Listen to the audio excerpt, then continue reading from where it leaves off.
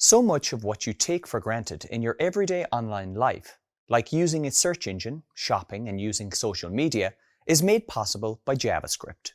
Nearly all of the interactivity you experience online, like drop-down menus or the autocomplete function, is facilitated by JavaScript. JavaScript is most well known for being the programming language of the web, but it has become so much more.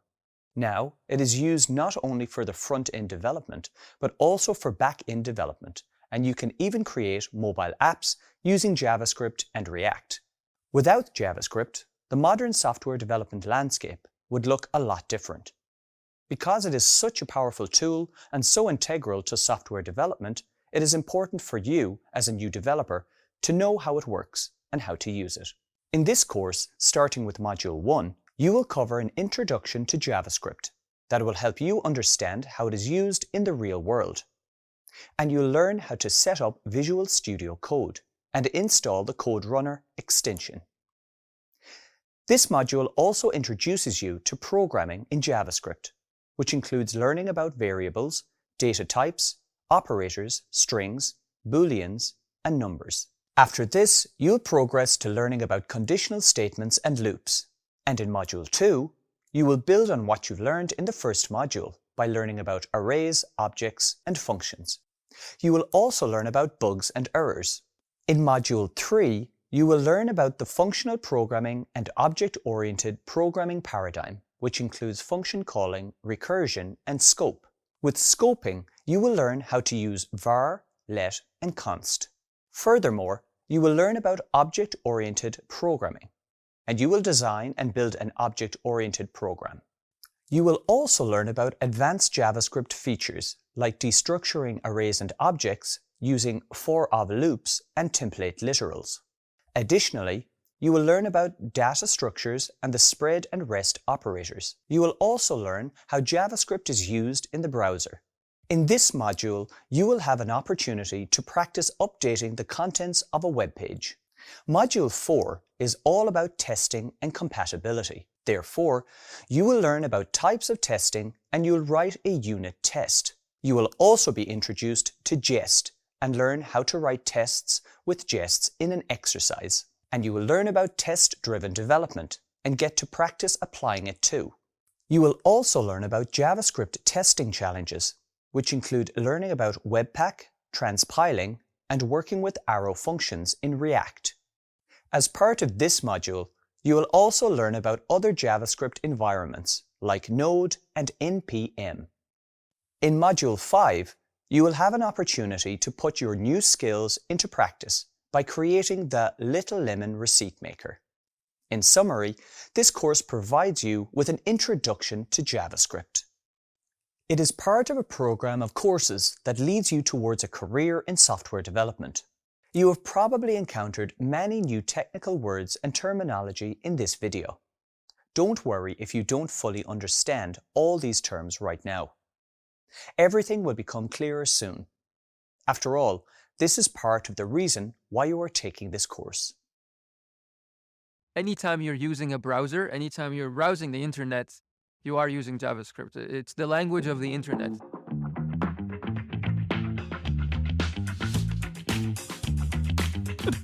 Let's do this. My name is Mortada. I'm a software engineer at Meta based in the Seattle office. I've been coding in JavaScript since 2012. So JavaScript is actually something that, as you're watching me now through this video, it's something that you're using. Probably as you made your coffee this morning, maybe your coffee maker had some JavaScript. Your car might have JavaScript. Nowadays, we are in a world where JavaScript is so common and so used across a lot of technologies and a lot of devices that it's become a language that cannot be replaced. The first time I used JavaScript was I was an intern at the time, Facebook. And at the time, JavaScript had not been as popular and as common. So I hadn't actually learned it in university or in my courses.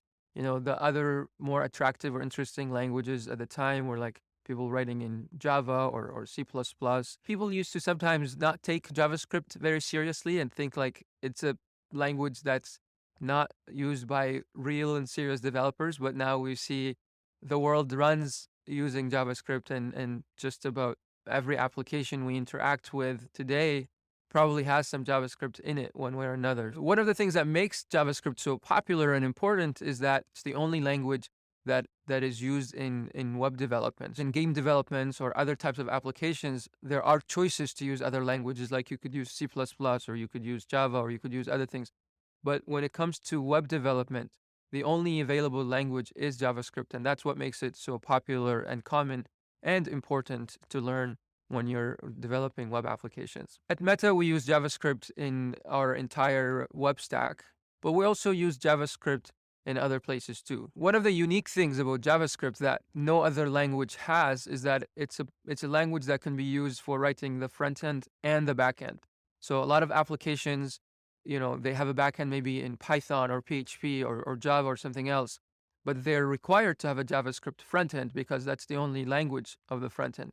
But because JavaScript can also be used on the back end, if you design your application or if you choose to make it consistently JavaScript across the entire stack, sometimes that may simplify the application, and then you don't have to learn multiple languages or maintain code bases that are written in different languages. Some of the challenges that I faced when switching between other languages, like I had been used to Java and came to the world of JavaScript, even though they seem like they might be very similar, they're like half of the name is the same, but actually it turns out there are some things in JavaScript that are specific and they're very unique to this language. There are certain things about JavaScript that are a little inconsistent when compared to other programming languages. Like you have your C++ and Java and some other languages that follow certain behaviors, and then JavaScript is sometimes in its own corner doing weird things.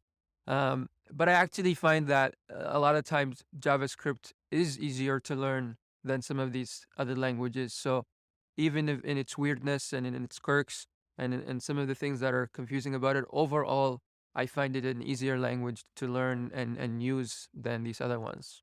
As you're learning JavaScript, you'll stumble upon challenges, and you might find that things are not making sense.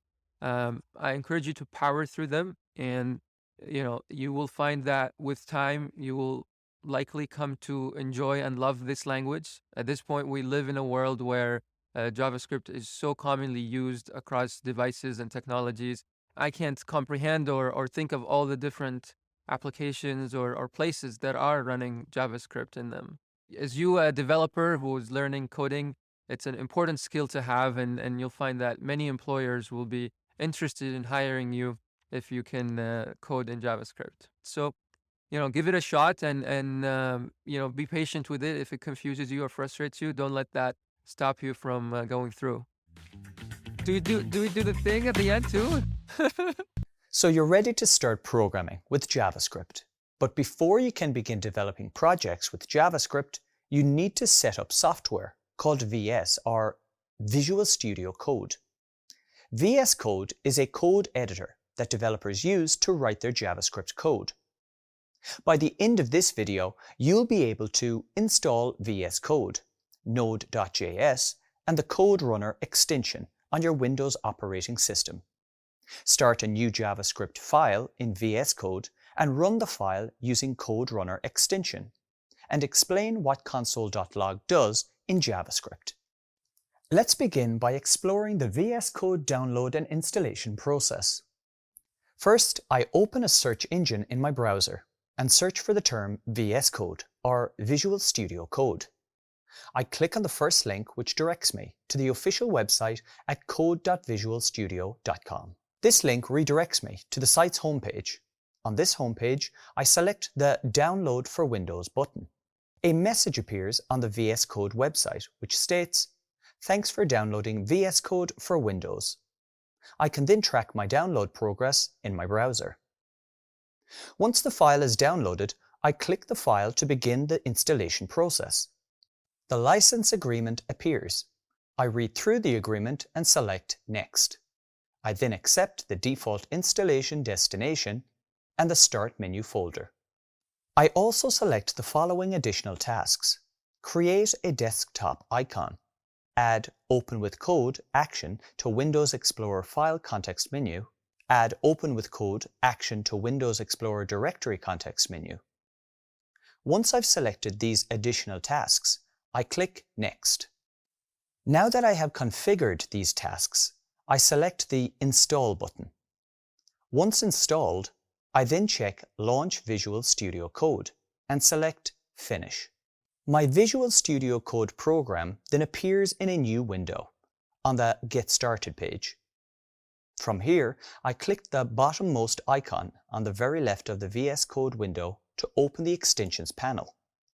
Once in the panel, I type Code Runner to search for the Code Runner extension. I then select and install this extension from the search results. While the extension installs, I return to my browser and search for node.js. I access the file from the official site at nodejs.org and click on the direct download link, making sure to install the Windows version. A pop-up appears on screen to track progress of the download. Once the file has downloaded, I select Open File to open the Node.js setup wizard. I then select Next and accept the license agreement. I then click Install to begin the installation process. Once the installation process has completed, I click the Finish button to close the setup wizard. I then return to VS Code, where the Code Runner installation process is complete. To confirm that Code Runner is installed, I can check for the following message on screen, which states, "This extension is enabled globally."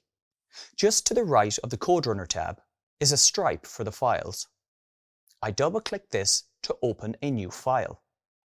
I then click Select Language and choose JavaScript from the list of languages. I can also type JS in the search bar to narrow my results. Next, I close the Code Runner tab and click on the Extensions icon to toggle off the extension sidebar. I then click on the View tab and select the Terminal option to open the terminal that I closed earlier. I need to clear the terminal. I can do this by typing Clear and pressing the Enter key. Next, I hover over the terminal's Output tab. I then click, hold and drag it to the right in order to dock it on the right-hand side of the VS Code window. Now, I close the terminal again. The output should remain on the right-hand side of the screen. I can also adjust the width of the output by dragging the split to the left or right. Finally, I type some code into the tab Untitled1 as follows: console.log, followed by a pair of parentheses in which I type Hello World in single quotes. To run this code, I click the play icon. I can also use the shortcut keys Ctrl-Alt-N. The words Hello World appear in my output. Other information also appears, but Hello World is all I need to focus on for now. And that's it. I've successfully set up VS Code with Code Runner. You now know how to install Visual Studio or VS Code, Node.js and the Code Runner extension on your Windows operating system. You can also start a new JavaScript file in VS Code and run the file using Code Runner extension. And you can explain what console.log does in JavaScript. Great work! Hello and welcome to this video about coding. Let's get started. In this video, you will learn how to interpret the role of programming in the modern world. Recognize that programming is simply giving computers a set of instructions to complete using a programming language, and explain how a programming language like JavaScript helps us tell a computer what to do. Meet Jane. It's Jane's day off from work, and she has 3 things on her to-do list: buy groceries, track her heart rate while exercising, and buy flowers for her friend. At the grocery store, the cashier needs to use the barcode reader to get the information and prices for each of the products Jane wants to buy. The cash register adds up these prices, calculates tax and possible discounts. It then prints out a slip with all the relevant information listed after Jane pays with a credit card. Later on in the day, Jane uses her smartwatch to track her heartbeats while exercising. The smartwatch is synced to her personal profile on a social fitness app, and she chooses what information about her activities she discloses, and she also gets to choose who sees this information. Lastly, After finishing her exercise, Jane orders flowers for a friend online. For many people, just like for Jane, our daily activities are intertwined with computers and computer programs. A computer program is just a series of instructions based on some rules. These instructions tell a computer what to do under some specific circumstances, and they are written to perform a specific set of tasks. For example, when Jane is buying groceries, there was a program that could take the input received from the barcode scanner and convert it to a price for each item. The cash register program instructed the printer to take these prices and print them out, together with some other calculations. When Jane was paying with the credit card, the point of sale machine contacted another program somewhere else. This program took care of all the bank processing and updated the balance on Jane's account. Yet more programs were involved in her smartwatch tracking her heartbeats. Finally, for Jane to be able to order flowers for a friend, a lot of other programs on many different machines were involved. These might include satellites or some other telecommunication computer programs. All these programs are called software and are, in one way or another, running on physical machines which are referred to as hardware. Programming is simply the process of writing the steps a computer needs to take to complete a certain task. To program these instructions, we use programming languages. A programming language is sort of like a bridge that we use to facilitate communication between computers and people. For a computer to understand a programming language, it needs to save it somewhere in its random access memory, RAM, or on a disk, in binary code, which is represented by a series of zeros and ones. The binary code is a representation of machine language that a computer can understand. All of the zeros and ones in binary language represent electrical switches.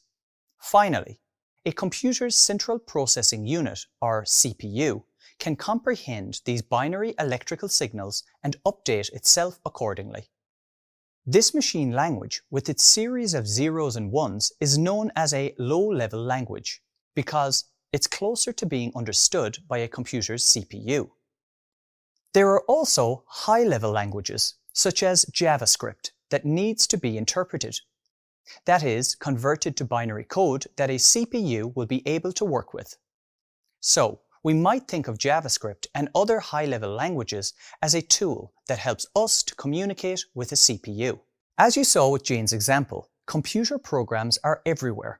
So programming is a very exciting field that touches almost all aspects of the modern world.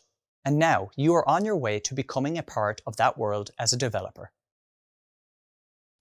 In the last few hours, or maybe even in the last few minutes, you've probably interacted with web pages to do things like watch videos, look for locations on maps, or interact with your social media feeds. In fact, you're doing it right now with this course. But what makes this interactivity possible? The programming language JavaScript. Let's find out a bit more about the benefits of JavaScript and its importance to developers. JavaScript is a language that builds interactivity into web pages. It is literally the language of the web. Almost every website runs JavaScript in some form or another. The reason for this is the fact that since its very inception in 1995, JavaScript has been the main way to interact with web pages on the client side, the front-end side of websites and web applications. Using JavaScript, updates are displayed in real time on our devices. Some common examples include interactive maps and client-side form validation. Over the years, there have been some alternatives to JavaScript, such as VBScript and more recently, TypeScript. But even TypeScript compiles down to JavaScript, so browsers can understand it. Since JavaScript is one of the most widely available and frequently used methods for interacting with the browser on the client side, the language became immensely popular. In fact, developer surveys often show that JavaScript remains one of the most popular programming languages today. So, what is it that makes JavaScript so integral to modern browsers? JavaScript is currently the only computer language that allows us to directly interact with our web pages dynamically on the client. It's baked into the browser. Its enduring popularity is down to the rules of backwards compatibility. which state that all websites that were built in the past still need to work today. So, removing JavaScript from the browser would effectively render millions of websites completely useless. This means that JavaScript is in the unique position of being one of several central pillars of web development. You've just discovered the importance of JavaScript to web development. JavaScript's unique ecosystem is one of the main reasons for its popularity. Simply put, browsers speak JavaScript. But there are a few other important reasons why we should embrace JavaScript. One of the main reasons that developers use JavaScript is because of how easy it is to use. There are many programming languages where a newcomer needs to do a substantial amount of prep work to even get set up and ready to learn. However, with JavaScript, it's as simple as opening the browser's developer tools and navigating to the console tab, because every browser has a JavaScript engine built in, and you can interact with it using the console. There are still a few small steps required to get started with JavaScript. These include installing a code editor and possibly setting up some other things such as Node.js and npm. But initially, as a beginner, it's enough to just open the developer tools on your web browser. Another reason to learn and use JavaScript is because, as we saw earlier, it's everywhere. JavaScript is used in almost every website there is. It's used on the client side of sites as plain JavaScript, also known as vanilla JavaScript. It fuels a myriad of JavaScript frameworks such as React, Vue, and D3. And it's also used on the server as Node.js and more recently, Deno. Another reason why people often choose JavaScript is that it's considered one of the more accessible programming languages. It also has a wide development community to offer help and guidance. This is especially true when it's compared to other languages. There are many languages that, for a variety of reasons, would be very challenging to begin programming with. But because it's so approachable, JavaScript can be a great way for new developers to jump into programming. So, besides being a useful skill on its own, JavaScript can also be a stepping stone to other languages and technologies. Finally, one more reason to learn JavaScript is because JavaScript skills are in demand. Countless job postings appear for JavaScript developers every day, and these will keep coming for the foreseeable future. So, next time you ask why choose JavaScript, remember that it's the foundational technology of everything you do online, with a huge variety of uses. Plus, it's easy to get started with, and once you're up and running, there's lots of job offers and projects open to you. Best of luck with your JavaScript journey. JavaScript is used in many scenarios, for example, in the browser to help add various kinds of behaviors and interactivity, like adding an item to a shopping cart when you click a button. On the server, it can be used to power up websites, communicate with databases, and provide a native feel to web apps. It's used to build mobile apps using technologies like React Native, and it's used to program devices known as the Internet of Things. In a nutshell, JavaScript is everywhere. This means that there are many different use cases for JavaScript, and with these different use cases come different implementations, each geared towards solving a particular problem. For example, in the early 2000s, different companies built internet browsers and were referred to as browser vendors. However, with different browsers came different behaviors with various discrepancies between other browsers. This resulted in developers sometimes having to write separate JavaScript code for different browsers. This wasn't the best use of developer time and could lead to a frustrating experience for end users. Out of this frustration, several projects appeared, trying to solve this compatibility problem. One such project managed to solve these issues, and it was a library named jQuery. Using this library, all a developer needed was to import jQuery and write code using its features. This code would then work across all browsers. At the time, it was like magic, as it was such a great solution to the problem of incompatibility. And jQuery became the most popular JavaScript library for well over a decade. However, as the web and the way we code kept evolving, new problems appeared, and soon enough, new solutions to those problems needed to be built. One such solution was React, which came out in 2011, and it had a considerable effect on the way we think about websites and how we build them. React solved many of the issues associated with creating, updating, and maintaining complex websites. Soon, many other technologies appeared, attempting to do the same. These include Knockout, Backbone, Angular, Ember, Vue, Alpine, and others. With millions of websites containing JavaScript code from different versions and libraries, there is a lot of old code. This is known as legacy code. While you probably won't use jQuery to build a modern website today, you might still come across it in a project that is still actively running. But don't worry. Sometimes beginners think they have to learn or even master all the different technologies associated with JavaScript. However, that's not really necessary. To be a well-rounded developer, you need to learn and master the basics of plain JavaScript without the frameworks. Once you have this foundation, the pathway will become easier for you to learn a framework built on top of JavaScript, such as React. When you start programming in JavaScript, it helps to think of an empty JavaScript program as the first level of a sandbox game. The world is still empty, but there's some underlying structure to it to build on. That structure needs to be there so that you can write custom JavaScript code in the first place. However, besides the underlying structure, a new JavaScript program is kind of like a blank slate for you to build on.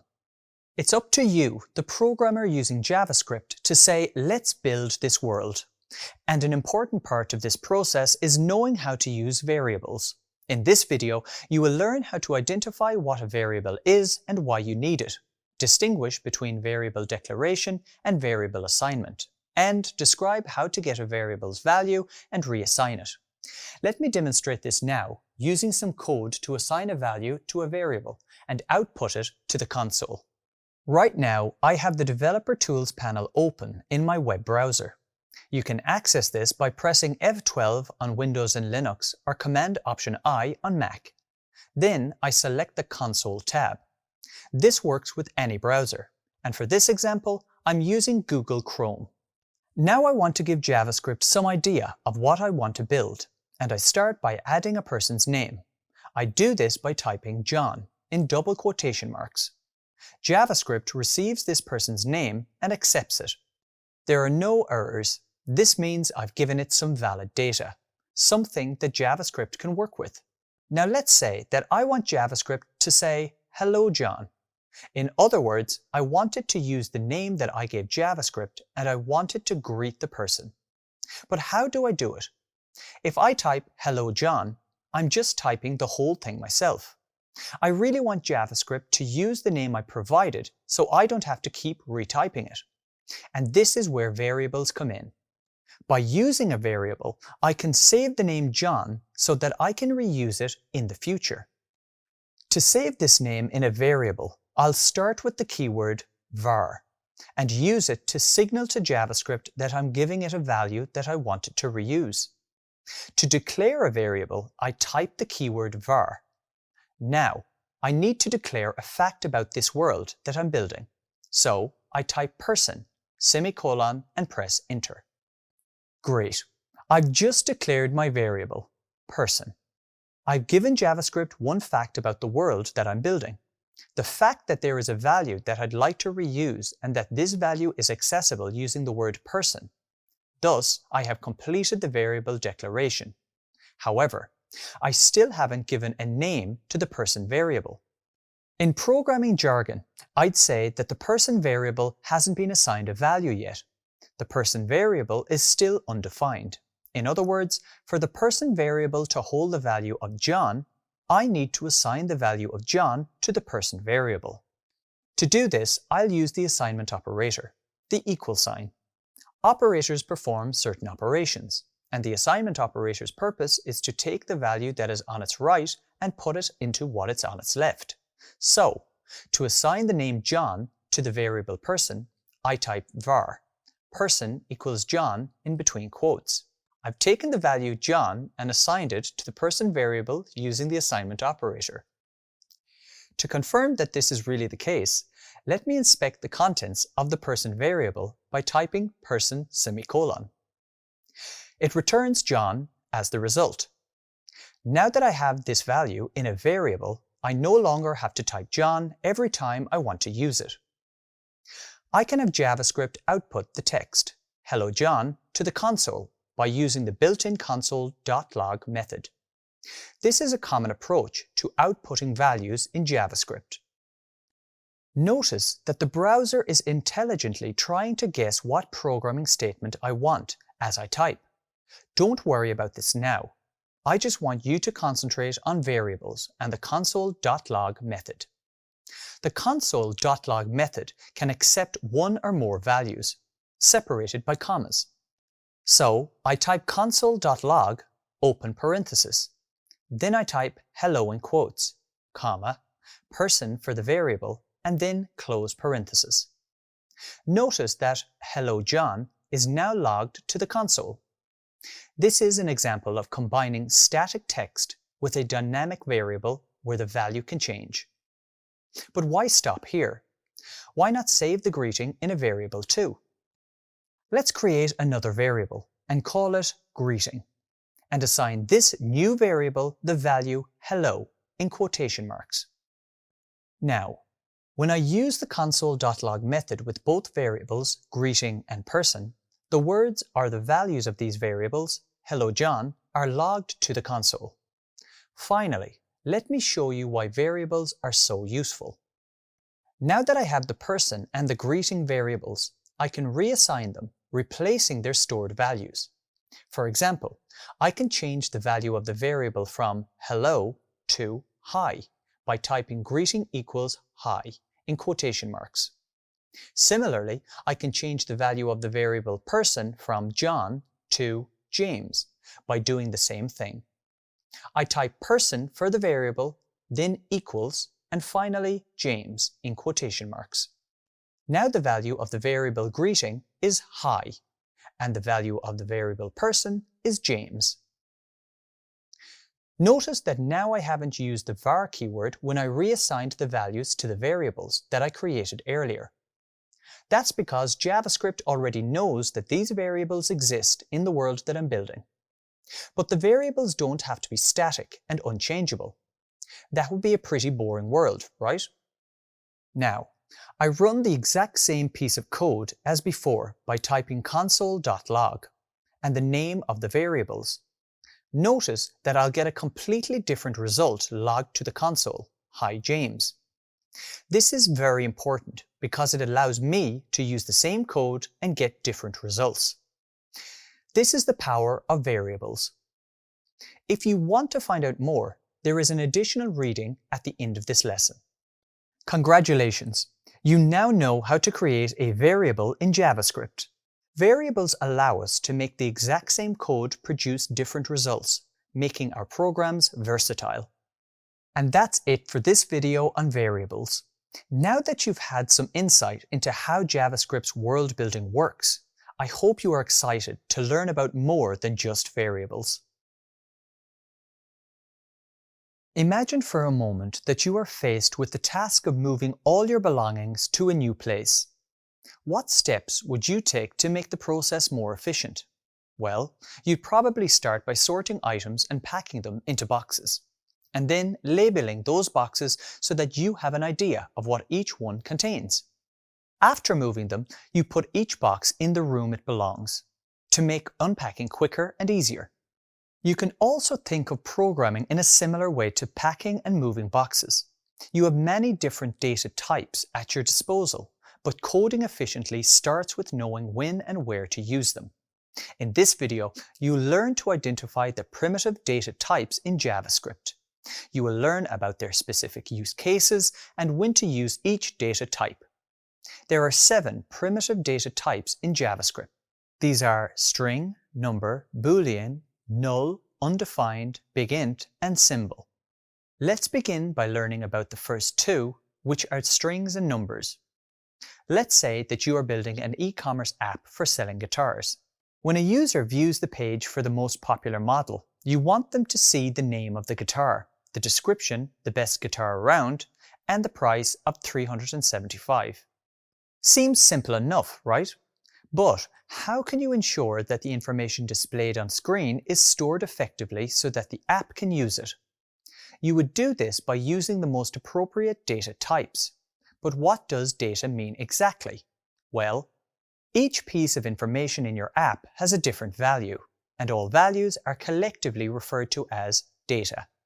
But the values differ and therefore need to be stored differently. For example, you store the name and description as text values, and the price as a numerical value. In JavaScript, text values are known as the string data type, while numerical values are referred to as the number data type. From a programming perspective, making a distinction between numbers and text is important because they adhere to different rules. For example, to build a number, you simply type in the numerical values, but to build a string in JavaScript, the characters must be enclosed in either single or double quotes. There is also a difference in the number of combinations that the number and string data types can store. The number data type has a very wide range in JS, enough for most common use cases. However, it is limited up to a point, determined by JavaScript's calculation capabilities. The string data type practically has an unlimited number of combinations of characters. There is almost an infinite number of ways we can combine different characters into strings. Okay, so back to our app example. The data must be stored using different types. The price will be stored as a number, while the name and description will be stored as strings, with each one wrapped in double quotes. You now know that the string data type is great for storing values such as titles and descriptions, while the number data type is better suited for prices or any value that you would like to calculate. However, there are additional data types in JavaScript to help you tackle different tasks. Next, let's explore each of the remaining data types and their specific use cases, to better understand how you might make good use of them. Let's think of each one as a box, like I mentioned earlier. The Boolean data type has only two values, true and false. This means that it is useful for making decisions. Sometimes it's necessary to know when a variable does not contain a value, and JavaScript has two data types to express just that. First, there is the null data type, which only has the value null and represents the absence of value. You also have the undefined data type, which can only hold the value undefined and usually refers to a variable that has not yet been assigned a value. The capabilities of JavaScript have evolved over time, and version ES6 introduced two new primitive data types to help with more complex tasks. One is the big int data type, which is like an extra large box that can accommodate a much greater range of numbers than the number data type. Finally, there is the symbol data type, which can be used as a unique identifier. Think of it as having multiple boxes with the same label and using different serial numbers to avoid mixing them up. In this video, you've learned about the various data types available in JavaScript. Remember that every data type has a specific use case, and knowing when to apply each one will make you a better coder. See you next time. Where do you think the name operators come from? Does it have something to do with an operation of some sort? Well, the answer is yes. Operators are used to perform operations on variables and values. An operator is used to manipulate individual data items and return a result. For example, you may already be familiar with the assignment operator to assign a value to a variable. You use assignment operators for simple and complex calculations. They provide us with similar options to those on a calculator. In this video, you will learn about assignment and logical operators and how to use them in JavaScript. First, let's start with the assignment operators which you can use to perform simple arithmetic. For example, to add two numbers, you can use the addition operator, which is represented by the plus symbol. If you want to subtract values, use the minus operator, which is represented by the hyphen symbol. If you want to perform division, for example, 35 divided by 5, use the division operator, which is represented by the /. Finally, to multiply numbers, use the multiplication operator, which is represented by the star symbol. In addition to assignment operators, you can also use comparison operators, which compares and returns a logical value based on whether the comparison is true. For example, you can compare numbers to check if they are greater than, less than, equal or not equal to each other. You will learn more about the various assignment and comparison operators later in this course, but for now, let me tell you about logical operators. Logical operators are used in JavaScript to determine if something is true or false. For example, the logical operator named AND, which you can use to check the two or more conditions are true. Imagine you had a variable named a, and you wanted to check that its value is greater than 5 and less than 10. For this to be satisfied, both statements must be true. Alternatively, there is the operator named OR, which checks for at least one of the statements to be true. For example, A is greater than 5 or A is greater than 10. Finally, you can use the logical operator NOT, which returns a false value if the result is true.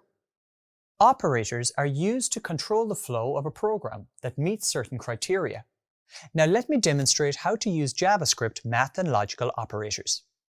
Okay, so I've opened VS Code here, and now let me demonstrate how you can use arithmetic and comparison operators in JavaScript. Recall that comments are used to specify which lines JavaScript should ignore. As you learned earlier, you can put almost anything inside comments. Notice I have two multi-line comments. The first one lists some arithmetic operators, and the second one lists some comparison operators. I also have several single-line comments. You already learned that JavaScript completely ignores comments, and here's the proof. I click on the Run Code icon. Notice that the output in the right panel will not show any values other than the expected additional info on the code that was run. Let me clear that for now and show you how to work with some arithmetic and comparison operators. I'm going to uncomment all single-line comments from lines 14 to 21, so that you can focus on each of these console logs separately. This will then allow me to demonstrate how each of these operators behaves. So let me delete the two // on line 14 and rerun this file. Notice I get the value of 4 outputted to the console, resulting from adding the values 2 plus 2. Okay, let me clear the console, comment line 14 and uncomment line 15. This is an example of adding multiple numbers using the plus operator. Notice when I run this, I get the output of 15. Let's do another one using the subtraction operator to subtract 18 from 20. If I run this, I get the expected output of 2. Next is multiplication, which is represented by the asterisk symbol. Here I will console.log the values of 2 times 3 to get the value of 6. On line 18, I use the / symbol for the division of 8 by 1. And notice when I run this, a value of 8 is outputted. Success! And that's it for performing simple arithmetic in JavaScript. Okay, let me clear my screen again. Now I want to demonstrate how to work with comparison operators. Notice on line 19, I use the greater than symbol to check if 3 is greater than 2. Run it, and indeed it is. I get an output of true. On line 20, I use the greater than symbol to check if 2 is greater than 3. And since it's not, I receive an output of false. These words true and false are special kinds of values used in JavaScript. Don't worry too much about them now, as you will learn more about this later. For now, I just want you to focus on the final line of code. This checks if one value is equal to another value. It's important to remember that you need to use the equal symbol twice for this comparison operator to be valid.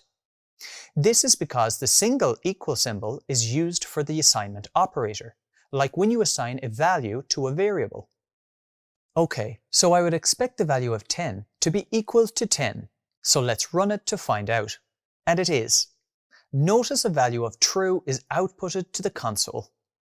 Congratulations! You have now learned how to work with operators in JavaScript.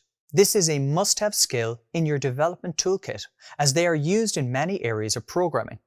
Great work! In JavaScript, like in other programming languages, there are different data types. The number data type is the foundational part of JavaScript as a programming language because it represents both integer and decimal point numbers. Without it, you wouldn't be able to code. And with such a crucial data type, we better get started right away. So let me demonstrate the number data type. I type the value 123 into the console and press enter. Notice that the output is 123. Next, on a new line, I type a decimal value 123.456, which is also a number data type. I press the enter key again and get the decimal value 123.456. In JavaScript, we can use numbers to perform math operations. For example, I can code 2 plus 2 and get the value of 4 returned. Just like in regular mathematics, we use the plus symbol for addition. Similarly, use the minus symbol to perform subtraction. For example, 4 minus 2 returns the value of 2. For multiplication, use the asterisk or star key.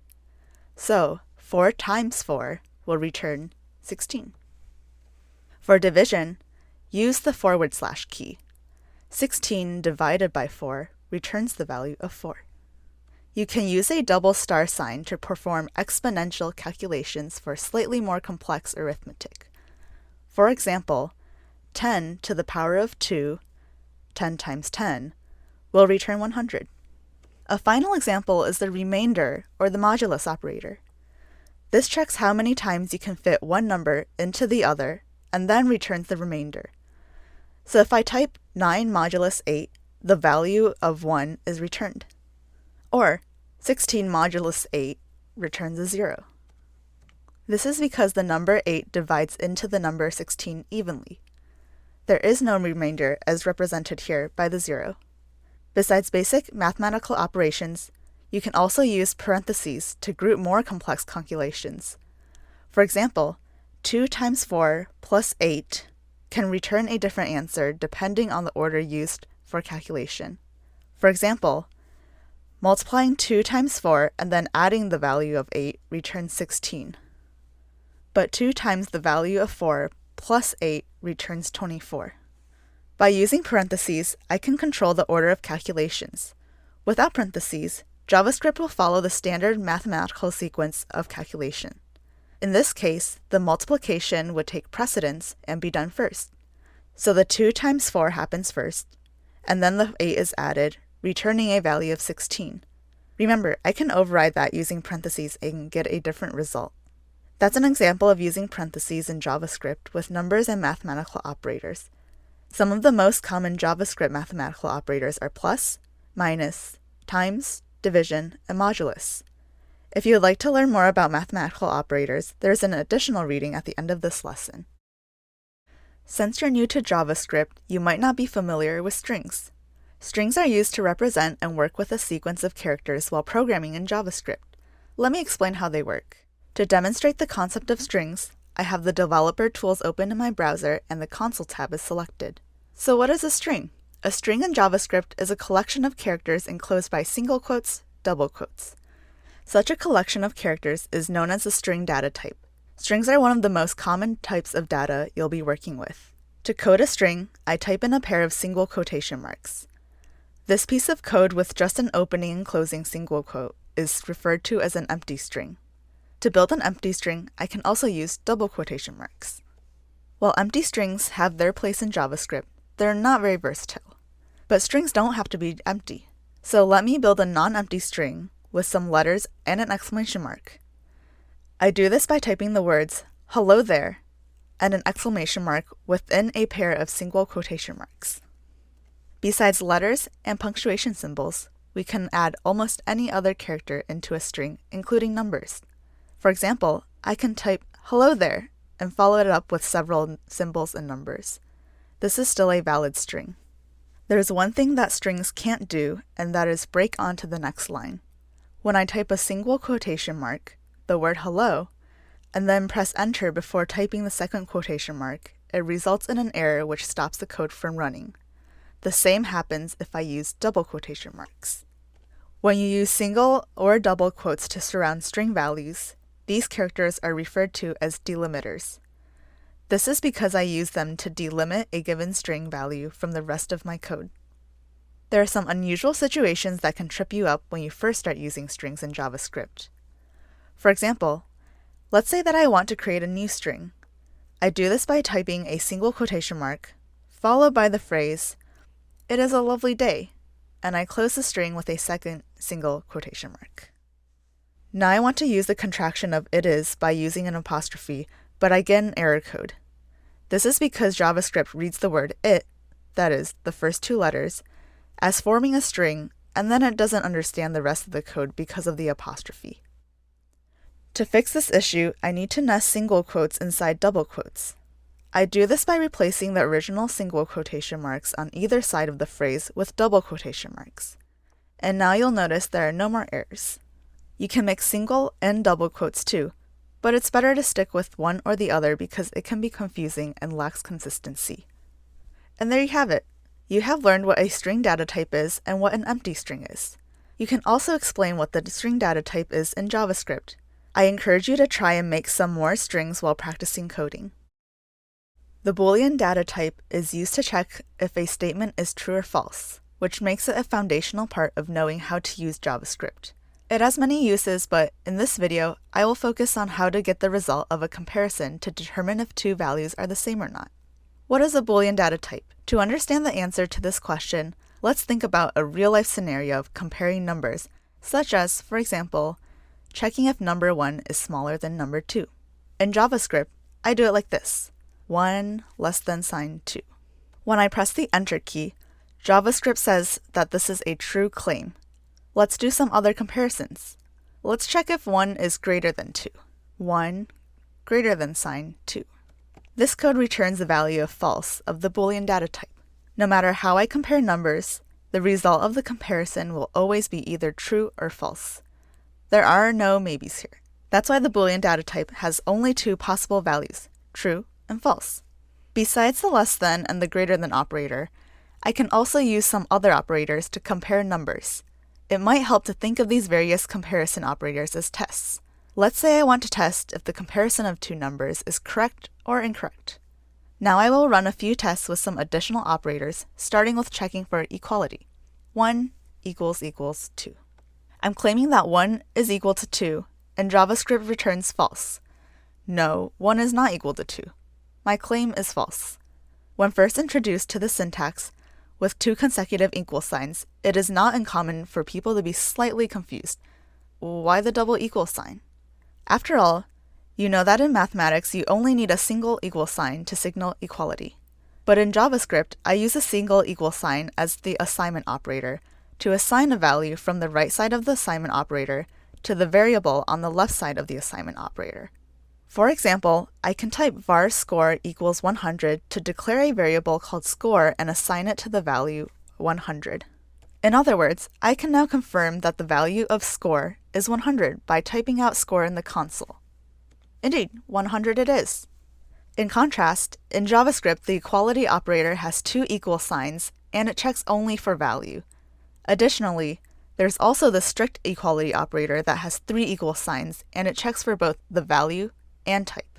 For example, if I use the equality operator, let me type 100 double equal sign, double quotation, number 100, and close double quotation. The console will return the Boolean value of true. By using the double equal signs, I compare only the value and not the type. JavaScript checks only if 100 is equal to 100, regardless of the data type. It ignores the fact that the 100 on the left of the equality operator, without the double quotes, is a number, and that the 100 on the right of the equality operator with the double quotes is a string.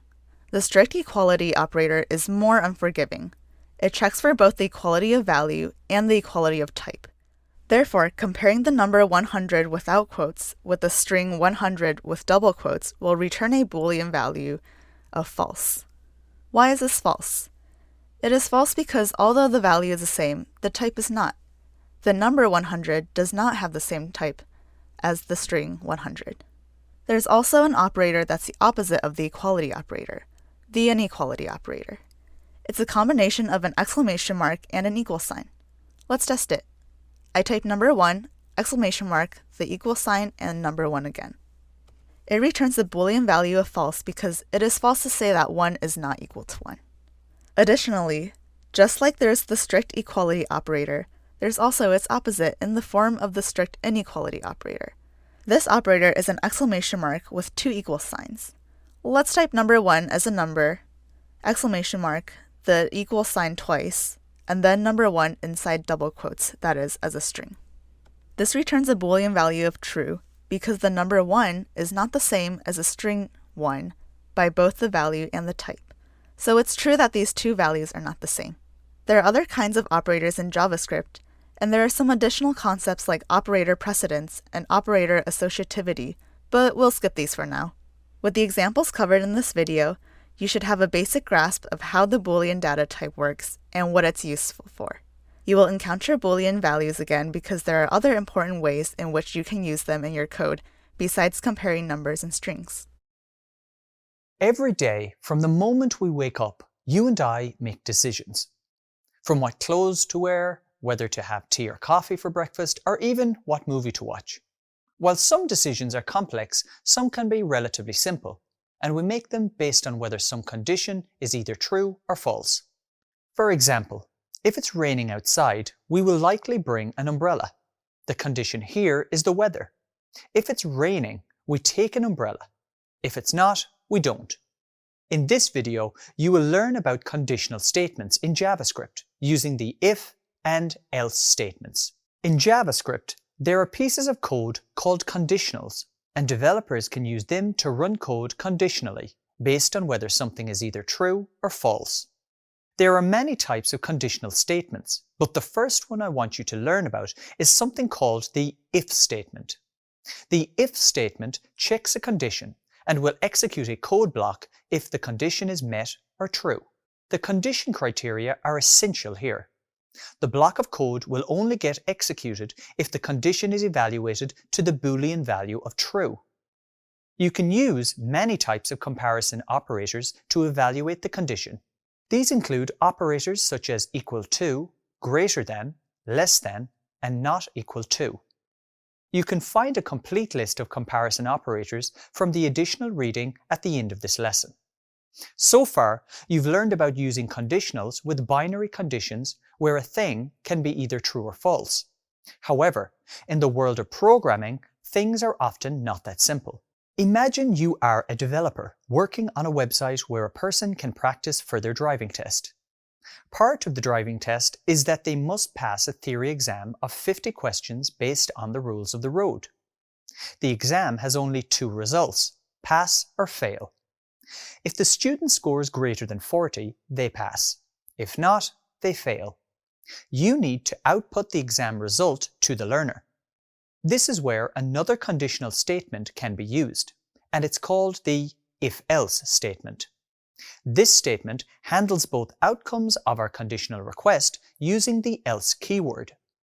If a condition is true, do something. If it's false, do something else. Recall our driving test example. We can store the test result in a variable. Suppose the variable value is greater than 40. In that case, the true block is executed, and you output a message to the console telling the learner that they passed. Suppose the variable value is less than 40. In that case, the false block is executed, and you output a message to the console telling the learner that they did not pass. There will be many occasions where you will need to program for more complicated conditions or scenarios. For example, you may want to test multiple conditions. To do that, you can add an additional block called the else if statement. In this video, you learned about the conditional statements, if and else. Conditional statements are a powerful tool and one of the fundamentals you need to master when programming in JavaScript.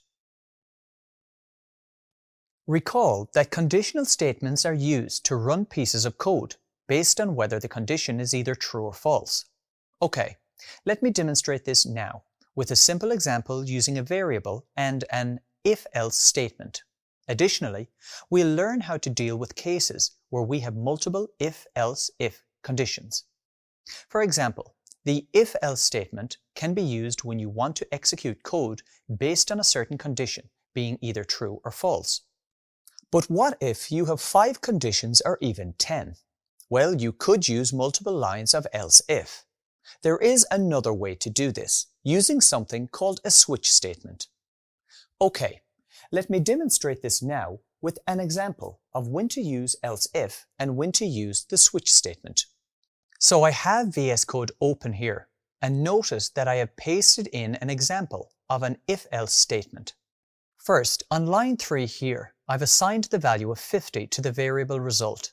Then, on line 5, I'm checking if the result is greater than 40.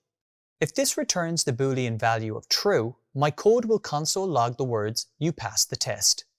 After that, on line 7, I specify the else block, which will run when the if condition returns false instead of true.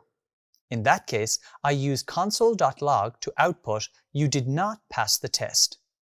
Okay, so now let's run this code. And, as expected, I get the output of "You passed the test." This happened because the statement 50 is greater than 40 in the if condition returned true, and its associated block of code was executed. Now, let me change the value of the result variable to, say, 30, and rerun the code. This time I was notified that I did not pass the test. This was because the condition 30 is greater than 40 was evaluated and returned false. The code was skipped inside the if block. Instead, the code inside the else block was run.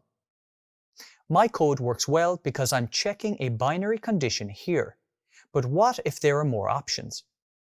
In that case, I'll need to cover all these possibilities. Let me switch tabs to demonstrate this using else-if statements.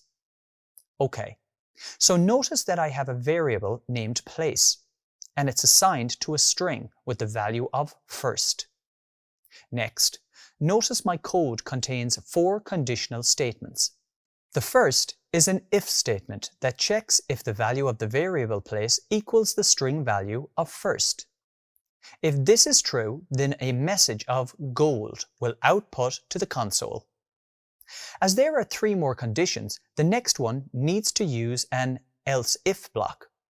This time, I'm checking if the value stored in the place variable equals the string value of second.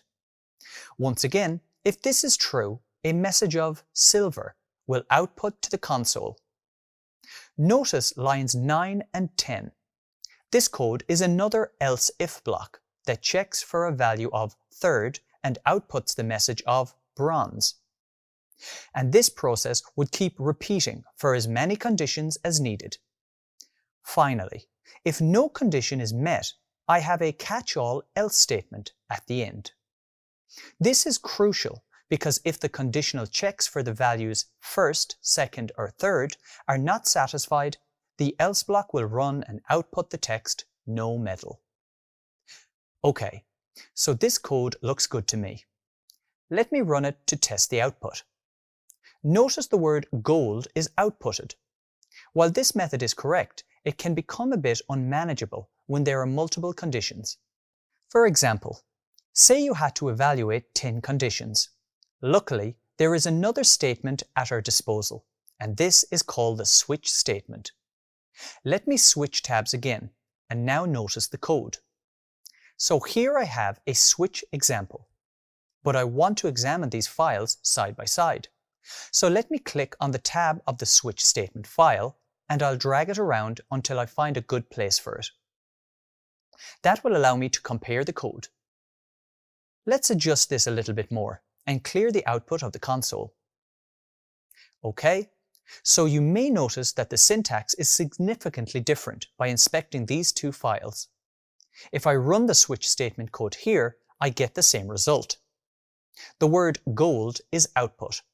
Also, if I change the value of place variable to say 4th, the default case will be run, and the text no metal will output to the console.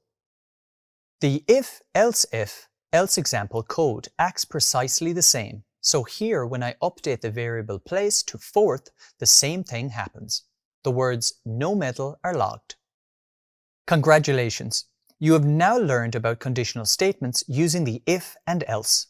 You've also learned how to streamline multiple conditions using the switch statement. If you would like to learn more about conditional statements and operators, there is a link to an additional reading at the end of this lesson. In our everyday life, there are times when we have to repeat some activity again and again. For example, closing each button when putting on a shirt, washing a stack of plates one by one, or counting down from 10 to 1 before singing Happy New Year. Repetitive tasks are a fact of life, and sometimes we also need to do these in our JavaScript code. In this video, you will learn about looping constructs and how they can be used to perform repetitive tasks. Recall the conditional if statement that executes a block of code if a certain condition is met. This sequence only runs once. What if you needed to do this multiple times? Well, to do this, you need to do something called loops. In JavaScript, developers use loops to continually execute repeated blocks of code until a certain condition is satisfied.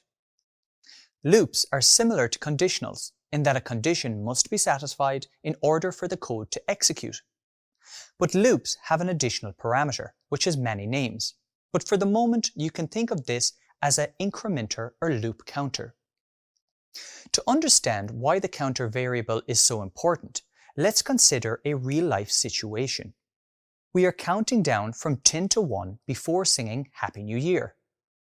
In other words, only after we have completed the count, we can start singing. Thus, our counter needs to be a specific value, a 1, and only after that we can sing our song. In JavaScript, the counter can be any variable or any number, but in programming, it's common to use the letter I. The role of the counter is vital here, as without it, your loop will not know neither when to start nor when to terminate and could run indefinitely. This is known as an infinite loop. For example, say you wanted to program a count sequence like 1, 2, 3. You could do this just by using the console.log method. However, we are essentially performing the same activity here. The only difference is that we are changing the number that is being logged to the console. Using a loop, we could perform the same task more efficiently and using less lines of code. While this might seem like a minimal gain for counting to 3, imagine counting to 100. Using a loop, you can achieve this with the exact same 3 lines of code. You just have to update the condition. There are many types of loops, such as the for loop, the while loop, and the nested loop. You will learn about the nested loops later in this lesson. For now, let's explore the for and while loop. First is the for loop, which is used to loop a block of code a certain number of times. The for loop is a structured loop with a specific conditional structure where a counter variable must be set.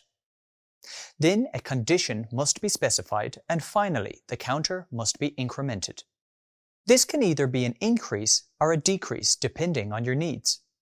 The while loop is similar to the for loop. It will also run for as long as the condition returns true. However, the start counter is set outside of the while loop, and the incrementing is done inside the loop's body. Congratulations! In this video, you learned about loop construction using the for and while loop. While you can achieve the same results using either a for or while loop as a budding developer, you might find it easier to work with the for loop. This is because the loop is self-contained, with all the loop's logic in one place. Additionally, always remember to update the counter value, otherwise the loop might loop forever.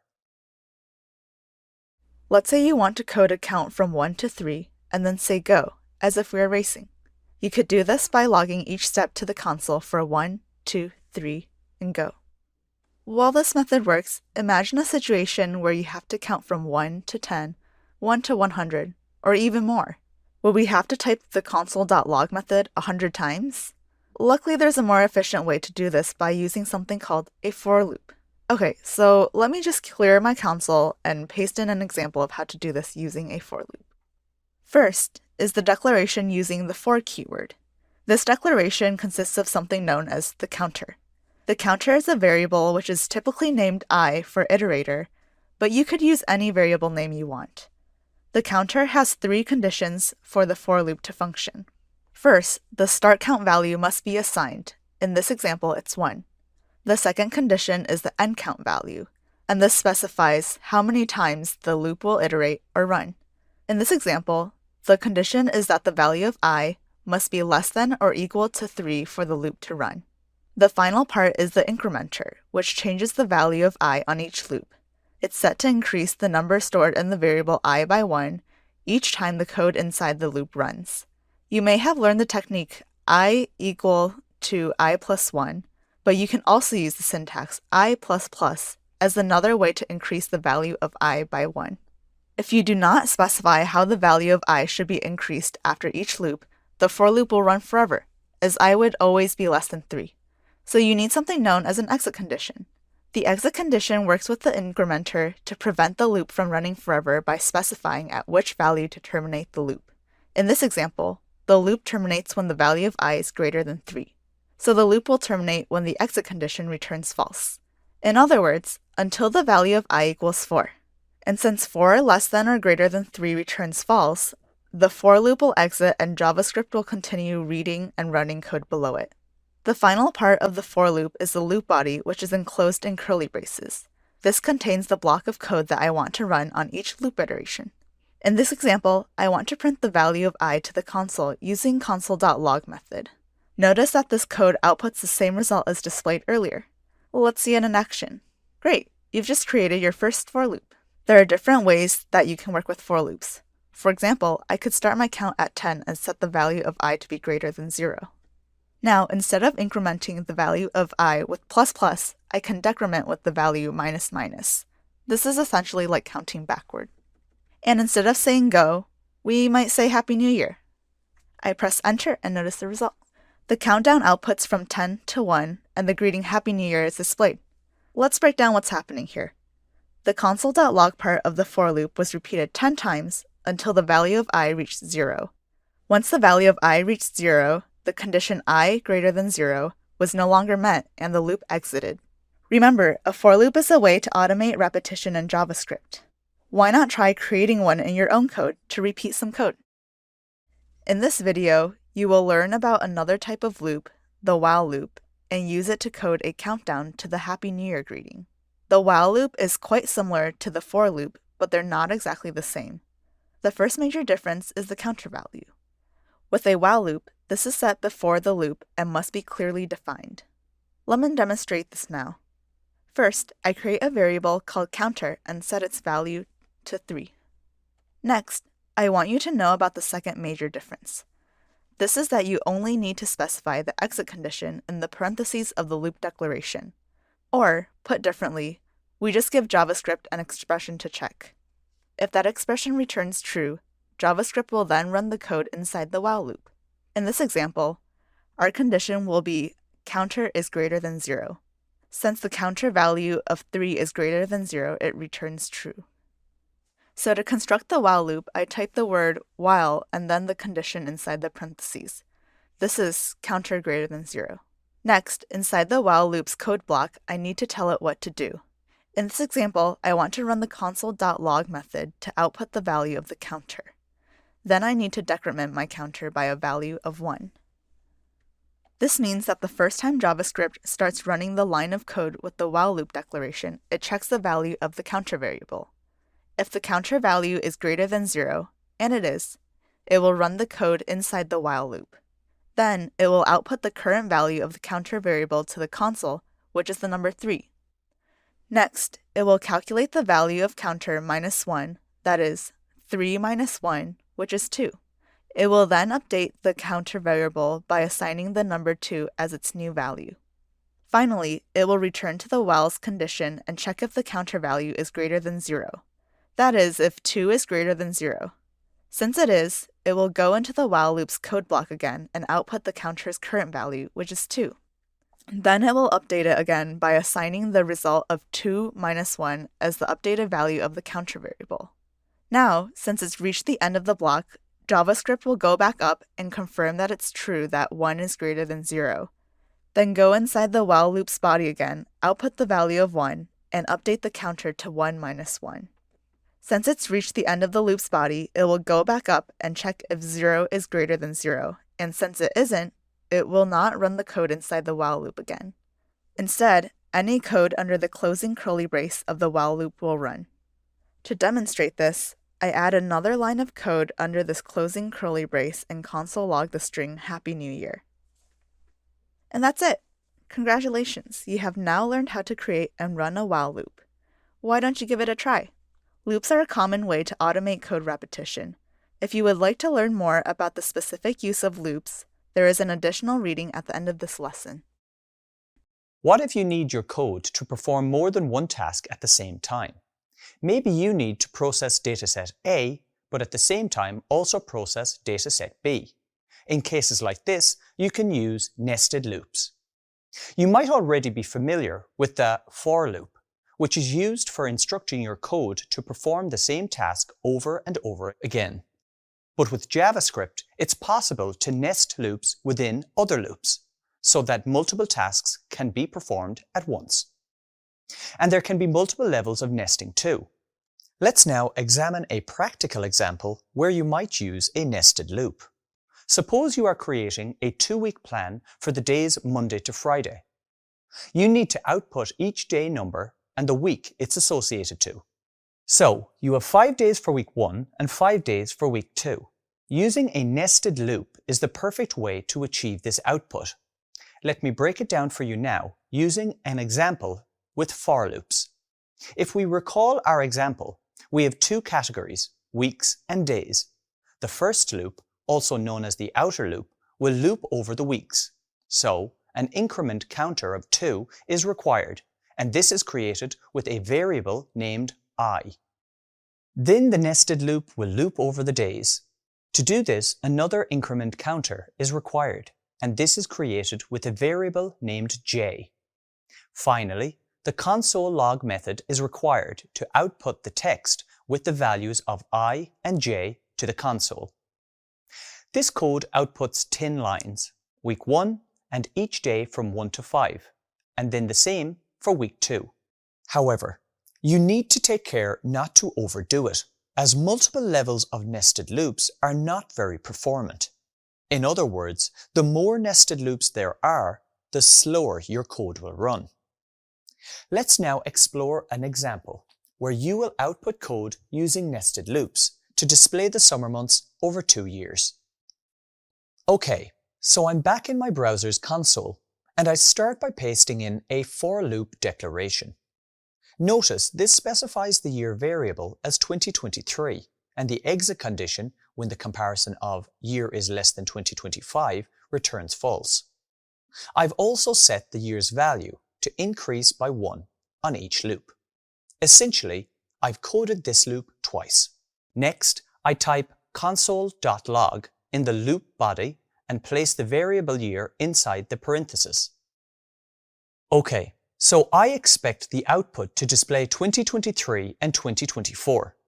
I run the for loop to confirm that this is the case. And indeed, the values 2023 and 2024 are logged to the console. And this is a process that you are already familiar with. Now I want to demonstrate a nested loop, and to do that, I need to add another loop inside the body of the first for loop. This will also be a for loop. This time I type for var month equals 6, month less than 9, and month plus plus. What I'm doing here is counting only the summer months. The summer months are usually June, July, and August in the Northern Hemisphere. So that's month 6, 7, and 8. notice that the counter will start at month 6 and it will keep checking if the numbers stored in the month variable are less than 9. On each subsequent loop, the value stored in the month variable will increase by 1. Effectively, it's going to go through month 6, 7, and 8, and after it runs these 3 loops, it's going to stop. So now I type console.log in the body of the inner loop. And to make sure that I showed that this is nested, I'm going to add several dash characters, and then the month variable. And now, when I run this code, the outer loop will run for the first time. And it will set the value of the year variable to 2023. Then console log that number, and then go into the code of the inner loop and run it. Once inside the code of the inner loop, I can expect the code to run 3 times and output -6, -7, and -8.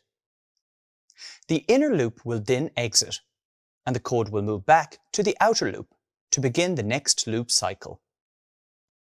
When this starts, the value of the year variable has been increased by 1 to 2024.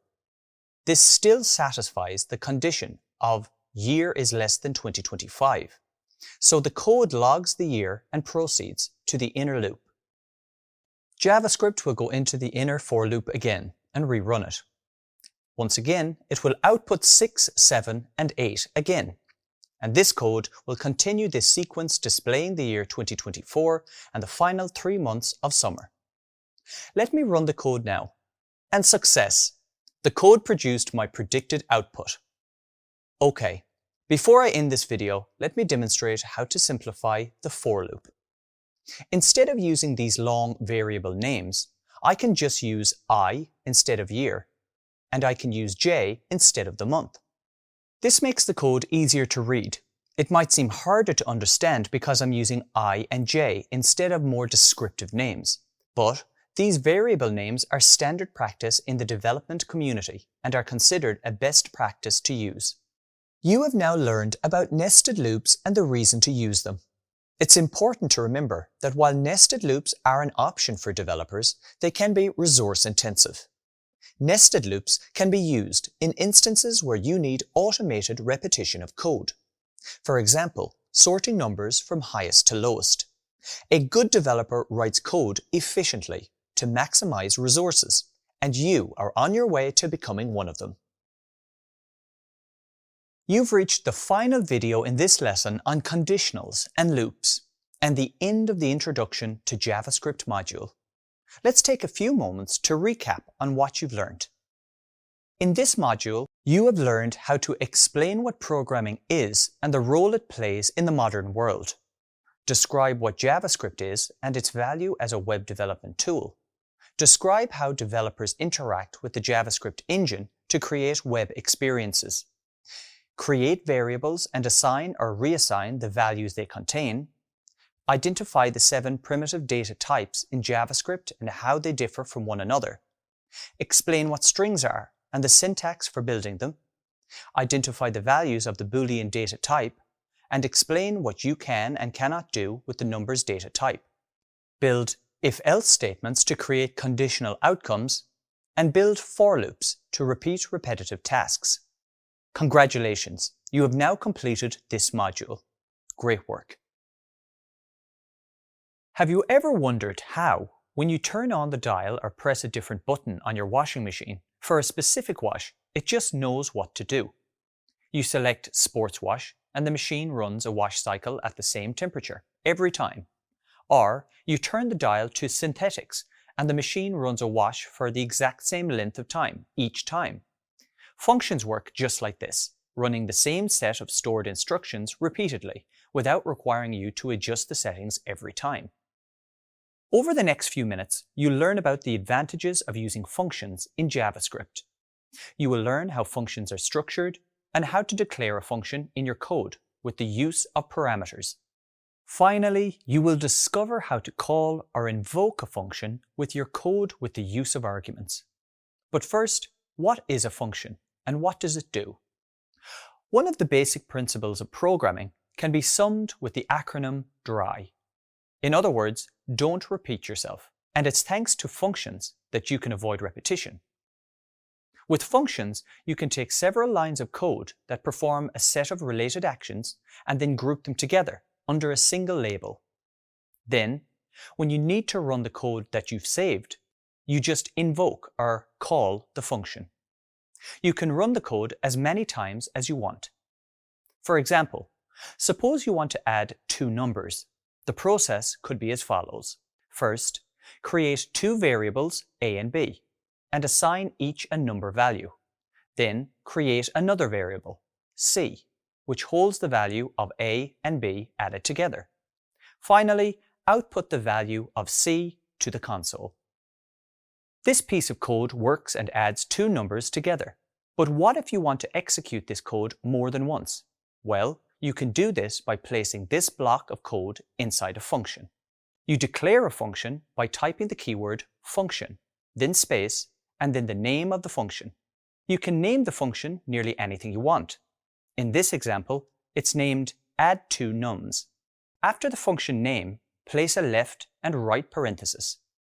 Finally, place a left and a right curly brace to complete the function. The code to be executed will then be placed in between the left and right curly braces, and this is known as the body of the function. It's important to remember that a function declaration on its own doesn't execute the code.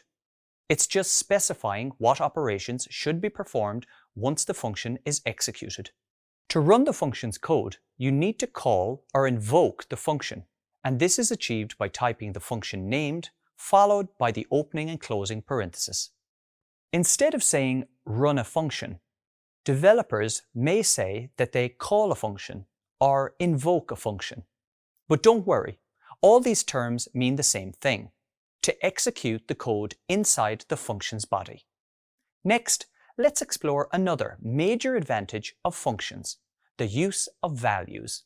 Did you notice how the add2nums example was just adding the numbers 10 and 20? These numbers are our chosen values for this function. But this is just one example of the use of values. With functions, you can use any values you want. Take, for example, the add2nums function created earlier. The function accepted no arguments. In other words, no parameters were defined. While variables can be used to produce results, there are limitations. As variables, a and b have specific values, and the function would always give the same result. So, let's change this function to make it more flexible. To do this, you need to pass values to the function. These values are known as function parameters and are placed inside the function definition. The values passed to the function are called arguments. Let's explore this a little further now. By setting a and b as parameters instead of using variables, I can easily plug in any two numbers that I want to add. Parameters are sort of like variable names. They allow us to set changeable values on each function call. Functions with parameters can accept any kind of value and result in clean, more efficient code. Building functions this way allows you to write flexible functions that can be reused with various values as many times as you need. For example, by passing values as arguments to our function add2nums, we can call it as many times as we want. And as long as we send it two values, it will add them together and output the result. In this lesson, you learned about functions in JavaScript. First, you created a function without parameters and assigned fixed values inside the body of the function itself. Then, you learned about function parameters to pass values to functions. It's important to remember that function parameters act sort of like variable names. The actual values that these variables will be assigned will come in the form of function arguments at the time the function is invoked. You're now familiar with the advantages of using functions, declaring a function with parameters, and calling a function with arguments. Working with functions is common in day-to-day development and is one of the core skills a developer needs to master as they help you write more efficient, reusable code. You probably know that freight trains are an important means for moving cargo. But have you ever thought about the system that keeps things running smoothly as changes are made at every stop? Carriages are typically set in a specific sequence, and each carriage may carry different items or materials. Other carriages can also be added or removed without disrupting the rest of the order. Much like a freight train, JavaScript has a piece of functionality that allows you to store and rearrange sequenced collections of items. This is called an array. In this video, I'll guide you through how to build an array and access its contents. I'll also demonstrate how JavaScript stores the contents of the array and indexes its values. Let's say that you want to emulate a toy freight train using JavaScript. On this train, each carriage has a number painted on its side and is presented in sequence, starting from 0. Using JavaScript, you'll assign some cargo to each carriage. For the first one, let's input var carriage 0 equals wheat. Great. Now when you inspect the contents of carriage 0, you'll get back the word wheat. You can use the same approach to model your entire train. Let's say you do just that and end up with 5 variables of different values. You've just built a train with 5 carriages, each holding different cargo. Now let's make things interesting and introduce a second train. This one only has 2 carriages, with the number 0 and 1 painted on the sides. Seems pretty simple, right? Well, you can't use the variable names carriage 0 and carriage 1 because they're already taken. You could use more descriptive names such as train 2 carriage 0 and train 2 carriage 1, but that feels a bit wordy. Another problem is that you need to signal that these variables are a collection belonging to train 2, but when written this way, JavaScript doesn't understand that. Luckily, we can fix this. To make JavaScript understand that we will group a sequence of variables in a collection, we use arrays. You can build an array using the array literal syntax, which is an opening square bracket followed by a closing one. The array is currently empty, but JavaScript now understands that we will provide a collection of items. So let's assign that collection to the train1 variable. Finally, let's add carriages to the train1 array by typing in the item names with each separated by a comma. So, now we have a train, but what happened to the carriage numbers? Not to worry, behind the scenes JavaScript gives each item a number, starting from 0, that corresponds to its place in the sequence. You can then use these numbers to access each carriage. For example, typing train1 followed by 0 encased in brackets will access the value inside carriage 0, which is wheat in this case. To summarize, arrays help us achieve several things in JavaScript. Arrays signal that the assigned values all belong to a group. These values are ordered in a sequence, and each one can be accessed through its index number in that sequence. In this video, you learned how to build an array in JavaScript. You also learned how JavaScript sequences array items using an index value. In programming, if you have groups of data that you would like to relate, you can assign them to something known as an object.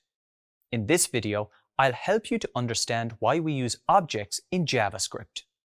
I'll also demonstrate how to build objects using dot notation as well as by specifying comma delimited key value pairs.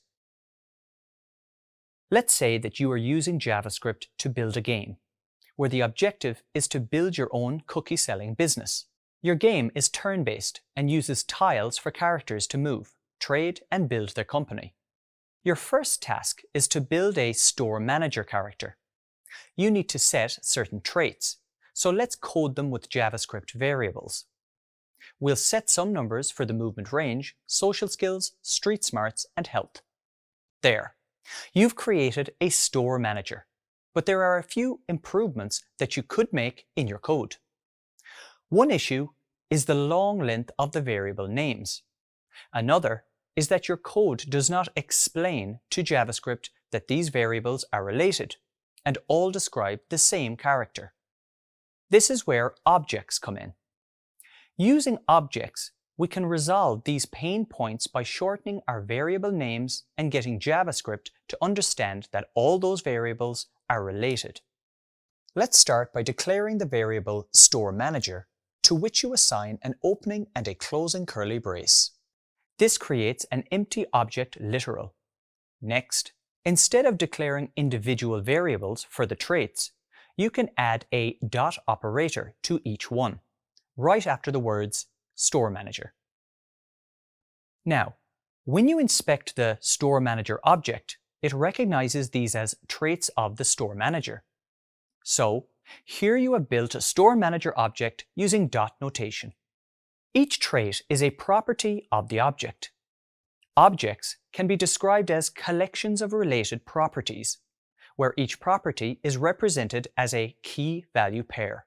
This means that what is normally a variable name becomes a property key, and what is normally a variable's value becomes the property value of the object.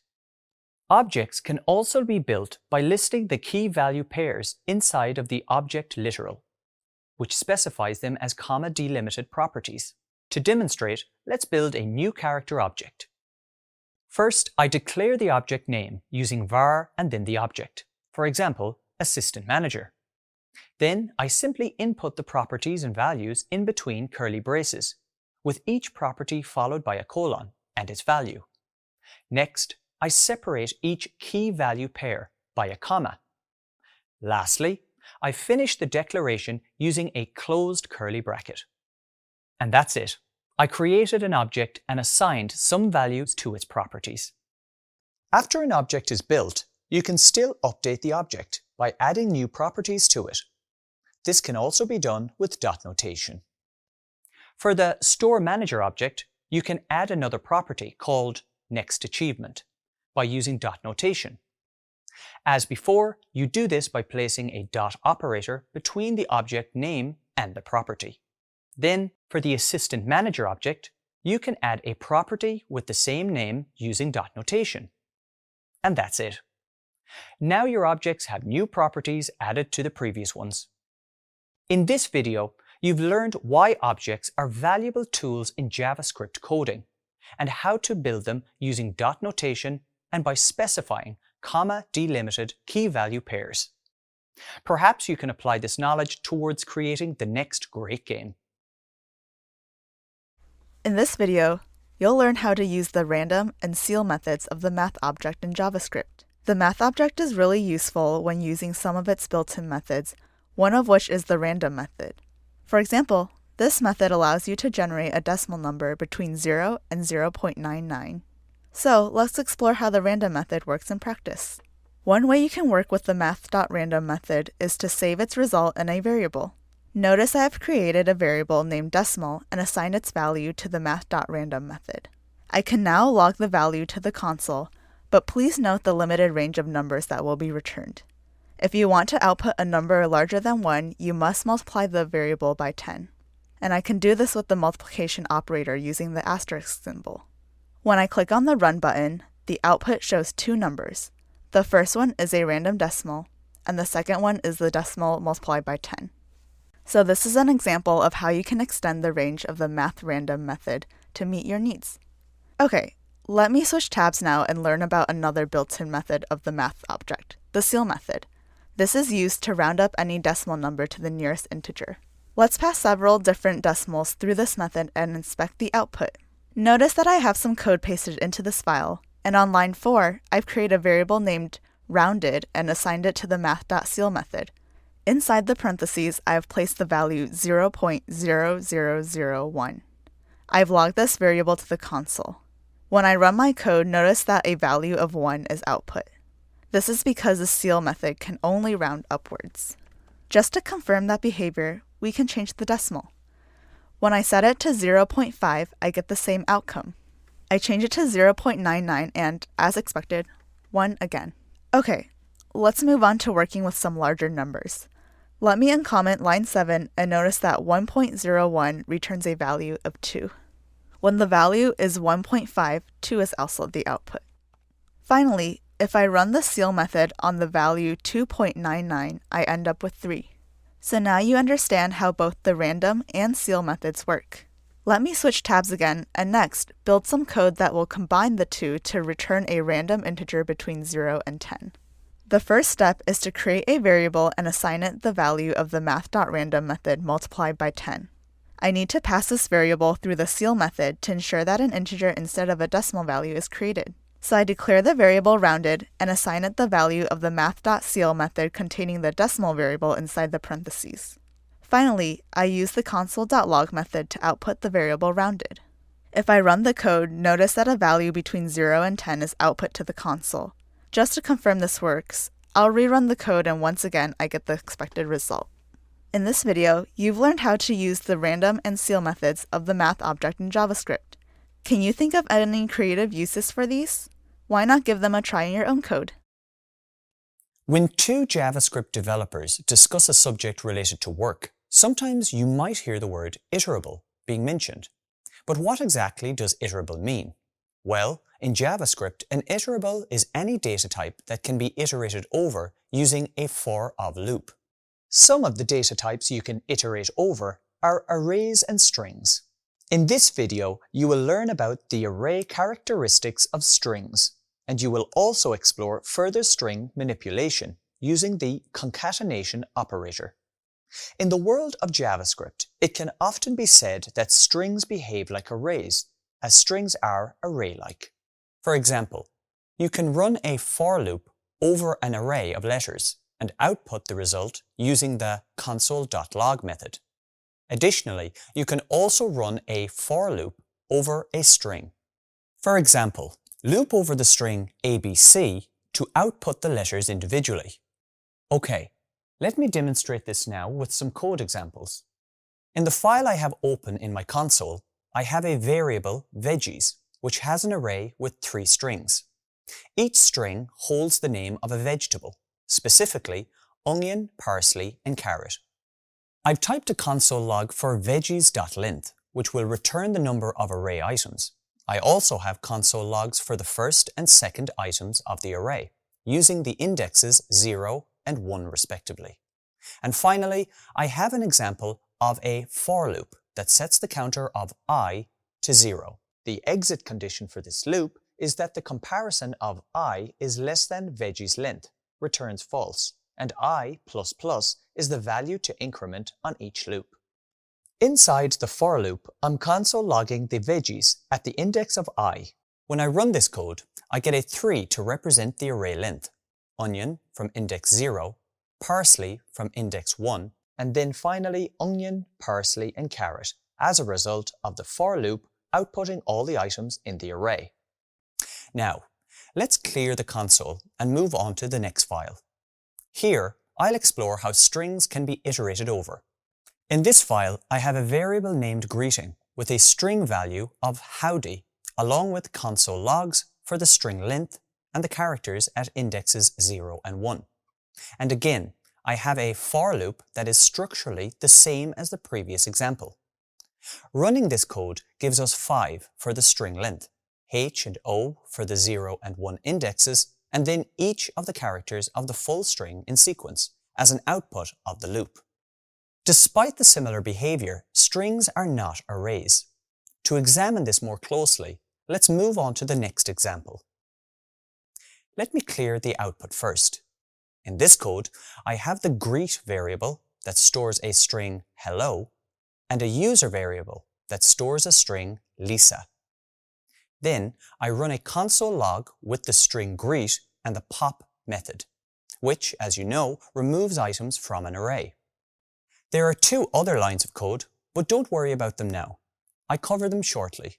When I try to run this code, I get an error that says type error greet.pop is not a function. This tells me that I can't run all the array methods on strings. Now, let's run the 2 other lines of code. On the first one, I console log the variable greet, the plus operator, and the variable user. And on the next line, I console log the variable greet and concat method with the variable user. The concat method accepts whatever value I want to concat or join with the greet variable. In this case, both lines of code will work, so they both console log hello Lisa. So I can confirm that the plus operator here, when used on strings, acts as a concatenation operator, meaning it joins strings together. And I also have a method named concat that I can use on a string to add values to whatever string the concat method was run on. In this video, you'll learn how to use the type of operator to identify the data type of elements in JavaScript. The type of operator accepts and evaluates a parameter and returns the name of the data type, represented as a string. To use it, you can type type of followed by the parameter enclosed within parentheses. In my code, notice that I have created several instances of the variable test. Each is assigned the type of operator with a different parameter. To check the result, I'm also using the console log method to output the value of the variable test. Okay, so as you might notice, I have commented out all the lines of code containing the test variables. To demonstrate the type of operator using different parameters, I will uncomment each of these lines one at a time, run the code, and then inspect the output. First, I uncomment line 3, which contains the type of operator past a parameter of a string. When I run the code, notice that the name of the data type is output, which is a string. Next, let me uncomment line 5, which contains a number value. I rerun the code and notice that the data type named number is output. If I perform these steps on a decimal number, I get the same result for the decimal number 3.14. Okay, let's now check the Boolean data types of true and false. If I run the code, the data type named Boolean is output to the console. I uncomment line 11, rerun the code, and notice that Boolean is also output. Okay, next, let me show you that you can also pass comparisons as they will evaluate to a single value, in essence, a single parameter. For example, you can pass a condition like 1 is less than 2. When I run the code, Boolean is output. You can also pass an array as a parameter to the type of operator. However, the result might be somewhat surprising. For example, here I have an array containing the numbers 1, 2, and 3. If I run the code, the data type named object is output. This is because arrays in JavaScript are actually objects. Passing an object through the type of operator also returns object. Finally, you can pass a function as a parameter of the type of operator. If I uncomment line 19 and run the code, notice that the data type named function is output. Okay, and that's it for this video. You now know about the type of operator and how it can be used in JavaScript to check the data type. I encourage you to try it out in your own practice code. Isn't it frustrating when you're working at your computer and an error message appears on the screen and forces you to stop what you're doing? When a bug happens, our program keeps running, but it behaves in the way we didn't intend.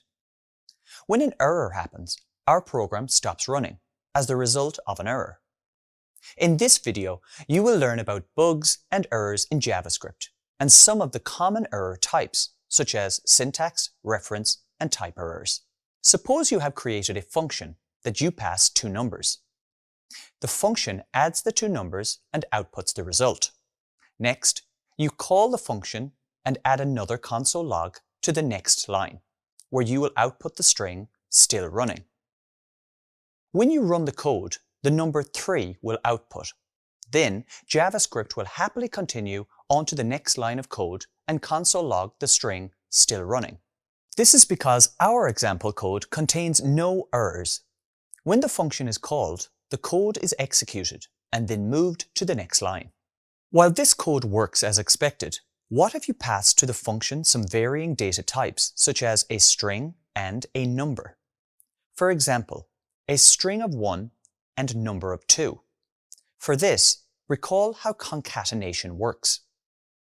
Due to JavaScript coercion, when you add a string and number using concatenation with the plus operator, the values will concatenate as strings. Thus, the result is a string of 12. Our function is now no longer adding numbers. Instead, it is concatenating strings.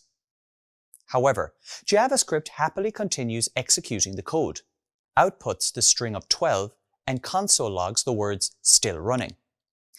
Notice that our program is working without interruption. However, it is not working how we intended it to work. This is what's referred to as a bug. as it makes our code behave unexpectedly, but it continues to work. So, how does an error differ from a bug? Well, let's explore another scenario. Suppose you had simple programming that has two statements. The first uses console log to output C plus D, and the second one uses console log to output the statement, "This line never runs." What if these two lines of code were the only lines of code in our program? Where would JavaScript find the values of the variables C and D? Well, it wouldn't, because in the sample code these variables don't exist. They have neither been declared or assigned. It would look for the variables of C and D. Since they don't exist, JavaScript outputs a reference error. This type of error occurs when a value is not defined, but you attempt to use it in your code. When an error happens, our program stops executing the code as a direct consequence. No further lines of code are executed. In JavaScript and some other programming languages, we say that an error is thrown. So, an error can be defined as a faulty piece of code that prevents the program from further execution. An error gets thrown and the program stops. JavaScript does its best with reporting error by outputting an error message to the console. This error reporting is useful because it narrows down the issue with our code. In JavaScript, there are many error types, and some of the most common are syntax error, type error, and reference error. You have just learned about reference error, so let's explore syntax error and type error briefly now. A syntax error occurs when you write a piece of code that JavaScript cannot read. For example, if you declare a variable and assign it a value of a string but forget one of the closing quotation symbols. Alternatively, suppose you try to run an array method on a number, for example, the pop method. In this example, a type error would be reported. Uncaught type error, 5.pop is not a function. You've now learned about bugs and errors and the differences between them. You've also learned about some of the common kinds of errors and how JavaScript helps you catch these by outputting error messages. It's a fact that programming errors will almost certainly occur every time you write code. Next, you'll learn about some of the different JavaScript tools used to catch these errors. Have you ever watched two people playing a game of catch? It's a pretty simple game. One player throws a ball and the other tries to catch it. You may recall that when your code contains an error, it stops running. Well, in JavaScript, there are some built-in statements to help your code continue to run even if an error occurs. They also use keywords like throw and catch. However, they try to catch the error instead of the ball. In this video, you will learn about the statements throw, try, and catch, and how they can be used to work with errors in JavaScript and prevent your code from stopping. This process is more commonly known as error handling.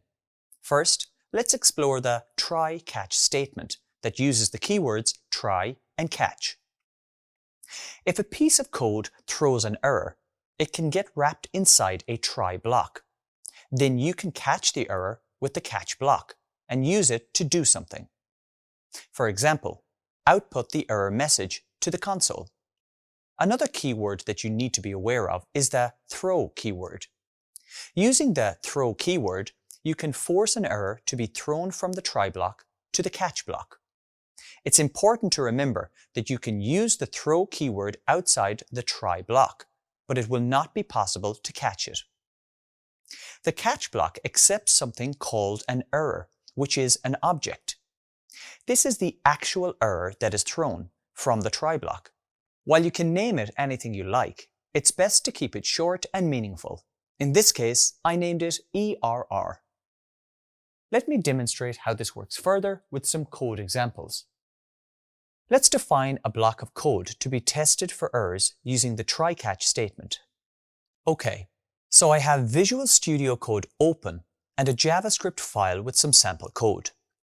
If I was to run this code now, it would return an error and stop working. This is because the first line uses a console log to output a plus b, but these variables are not declared anywhere. The second line has a console log to output the string "this line is never reached," and this statement looks to be error-free. When I click the Run button, a reference error is output telling me that A is not defined. The JavaScript engine then stops immediately and does not process the second line. It's not only JavaScript that throws errors in our programs. You can actually throw them on purpose. This is done by typing the keyword throw followed by the keyword new and then a specific errors constructor. In this case, I use the reference error constructor with a pair of parentheses at the end. When I run the code this time, I get a reference error output again. So, how can we prevent errors from stopping our programs? This is where the try-catch syntax makes itself useful. Let's go to a separate file with code that shows how that works. But first, let's break down the structure of the code. The try block starts with the try keyword, and inside of curly braces, you place the code that you think will throw an error. Next is the catch block, which catches the error that the try block produces. It begins with the catch keyword, and in parentheses, you have a built-in error object that you can name whatever you like. But here I've used ERR. Inside the curly braces, you place the code you would like to execute. In this example, the try block contains the same console log statement as before to output A plus B. The catch block contains console logs to output two strings. There was an error, and the error was saved in the error log. Finally, after the catch block, another console log outputs the string "my program does not stop." The benefit of using try-catch is that even if JavaScript throws an error while going through our code, it will not stop program execution. To demonstrate that, let's run our code example. Notice again, a reference error is output stating that A is not defined, and then the two strings from our catch block. It's important to understand here that the error is output because I logged it to the console. The strings output after the error message, proving our program continued running. Finally, let me switch tabs to another file and demonstrate how JavaScript responds when I manually throw an error. In this example, the try block contains the throw statement to throw a new reference error. In the catch block, there are two console logs. The first one outputs the error object, and the second outputs the string "there was a reference error." Outside the try-catch blocks, the program ends with a console log to output the string "my program does not stop." When I run this code, notice that the reference error is output. This is the error that was thrown in the try block and then output using the error object in the catch block. Once again, this is just the error being output. The code has not stopped running, and I can confirm this as the final console log message is output to the console. In this video, you've learned how to work with errors in JavaScript. You learned how you can use try and catch blocks and the throw keyword to deal with them. The next time you see a game of catch, think about how you can use a similar mechanism to help catch errors in your code. Imagine that a restaurant has been booked for a wedding reception and the big day has finally arrived. Unfortunately, not everything is going smoothly, and it seems that many expected guests have not yet arrived. So, how do we know that empty seats should be filled with guests? It's as simple as placing a small sign on each table. Each one tells us a person is not currently here, but a person should be here. In JavaScript, there are similar situations in which you need to mark the places where a value or object should exist. In this video, you'll learn about three types of empty values: the null data type, the undefined data type, and empty strings. I'll also demonstrate some of the scenarios in which you can expect to encounter these values. We'll start with the null data type. Null represents the intentional absence of any object value. It is also a return value of some built-in JavaScript methods. For example, let's say you create the variable named letters, and assign it a string value of ABC. You'd like to search for the letter A in this string. You can do this by using the match method to search inside the variable. This returns an array with several pieces of information, but the most important part is that it confirms the A was found in the string. This time, let's use the same method on a different letter, the letter D. The return value of the match method should be an array, which is a kind of object in JavaScript. But since the D letter cannot be found, the array with the result can't be built. So null appears instead to indicate the absence of an object. In JavaScript, there may also be times when you are building something that hasn't been clearly defined yet, and so you can't assign a value to it. Fortunately, there is a way to store it so that you can assign it later using the undefined data type. While some data types in JavaScript can hold many possible values, others are constrained to just a few. For example, the string data type can hold a virtually infinite combination of characters, while the Boolean data type is limited to the values true or false. The undefined data type can only hold one value, undefined. You may recall seeing this in your practice code. For example, all functions return undefined by default, unless it's been decided to return a specific value instead.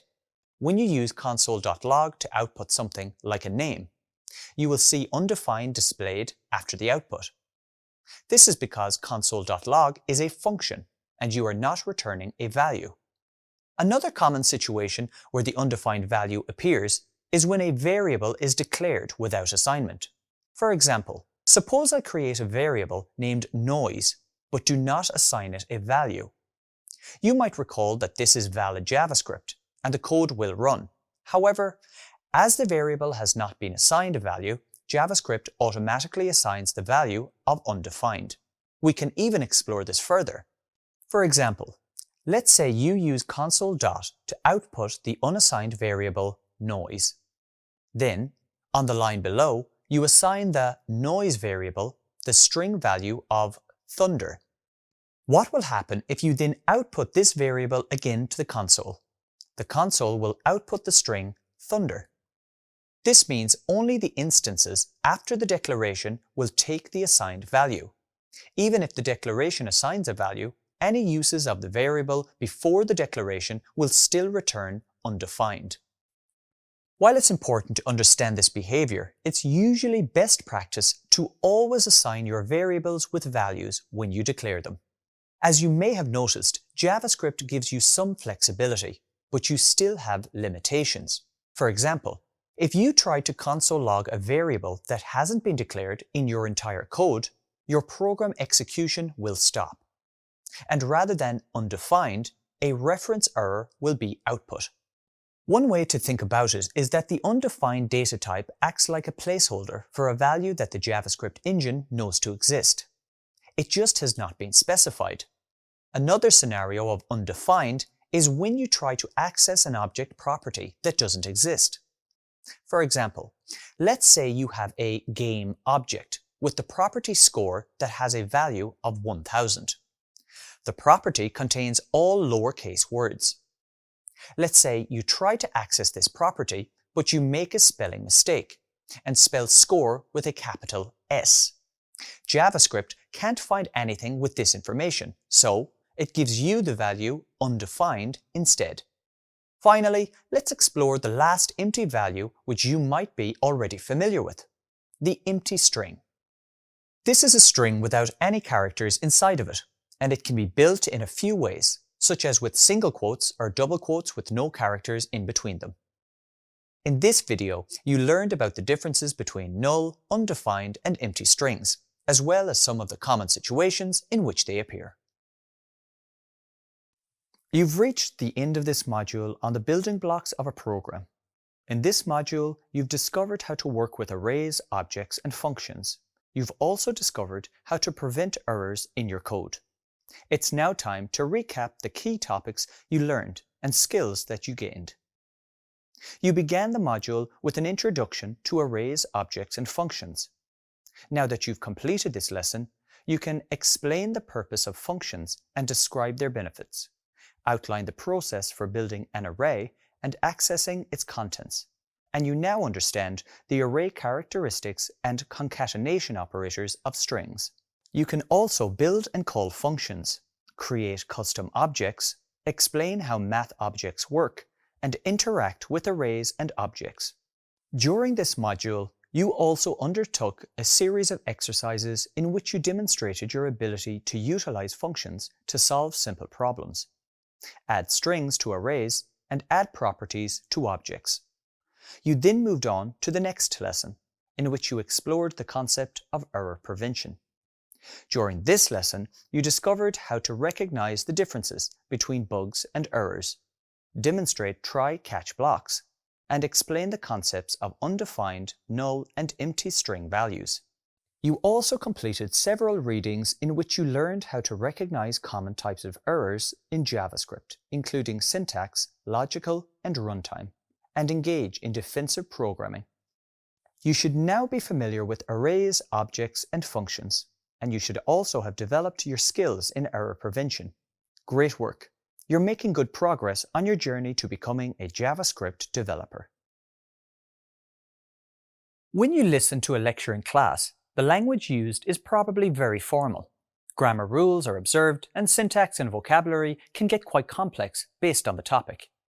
Some other examples of the use of formal language can be found in courts and other legal institutions. Now let's consider the way people talk in their everyday life. There's lots of slang. Grammar rules are bent and broken, and the entire delivery is colloquial. There are many styles in every human language, and they all perform the exact same function, communication. The same can also be said about computer languages. They too have various styles, also known as programming paradigms. And just like in human languages, no one style is better suited than the other. In programming, there are two commonly used paradigms: functional programming, sometimes abbreviated as FP, and object-oriented programming, sometimes abbreviated as OOP. You can think of these paradigms as different approaches to writing code. But the result is still the same: instructing a computer to perform a set of operations. In this lesson, you will learn about functional programming. So let's now focus on the functional programming style. There is a clear distinction between data and functions in functional programming, as data can exist outside of functions. For example, you may recall that when functions need some data, you pass them the values in the form of arguments. Then a function performs some work on the given data and returns some values that you can then use somewhere else in your program. An alternative paradigm is the object-oriented programming paradigm, where you combine both data and functions into objects. You'll learn more about object-oriented programming later. Now let's examine a practical implementation of the functional programming style using a coding example to calculate currency conversion. Okay, so in this example of functional programming, let me start by giving my program some data. The purpose of the program is to perform currency conversions. Notice that I already have a variable declared with the name currency1 and assigned it the value of 100. Next, I'll add two more variables, currency2, which is assigned a value of 0, and exchange rate, which is set to 1.2. Notice that I have declared all these variable names using camel case. This is where the first letter of the first word is lowercase, and the first letter of the subsequent words are without spaces and in uppercase. Next, I can create the function that will work with these variables and operate on this data. First, I create a function named convertCurrency that accepts two parameters, amount and rate. Then, in the function's body, I return the result of the amount multiplied by the rate. Basically, I'm coding it to multiply the two values it receives and return the result. Next, I need to update the value of currency2, which was previously defined on line 4, assigned to the value of 0. To do this, I call the convertCurrency function with arguments of currency1 and exchange rate, and I assign the value returned from this function call to the currency2 variable. Recall that when the function is invoked, it will return a value, which will be assigned to the variable currency2.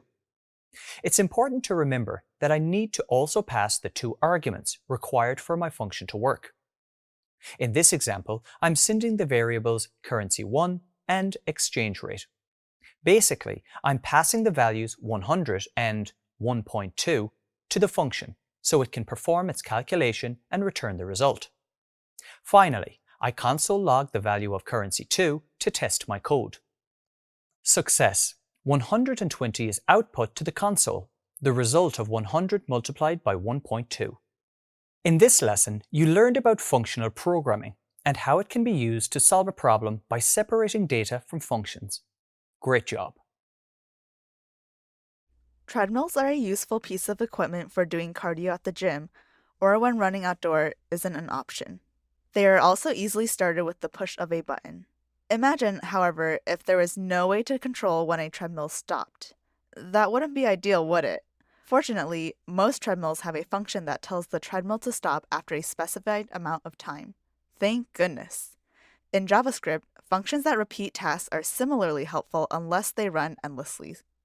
In this video, I'll demonstrate what recursive functions are and help you understand how to write them properly to avoid getting stuck in an infinite loop. To call, invoke, or execute a function means instructing it to follow the code inside of it one line at a time. To demonstrate, let's first build an example. Type function example parentheses, then left curly brace. Press enter to advance to the next line and type console.log.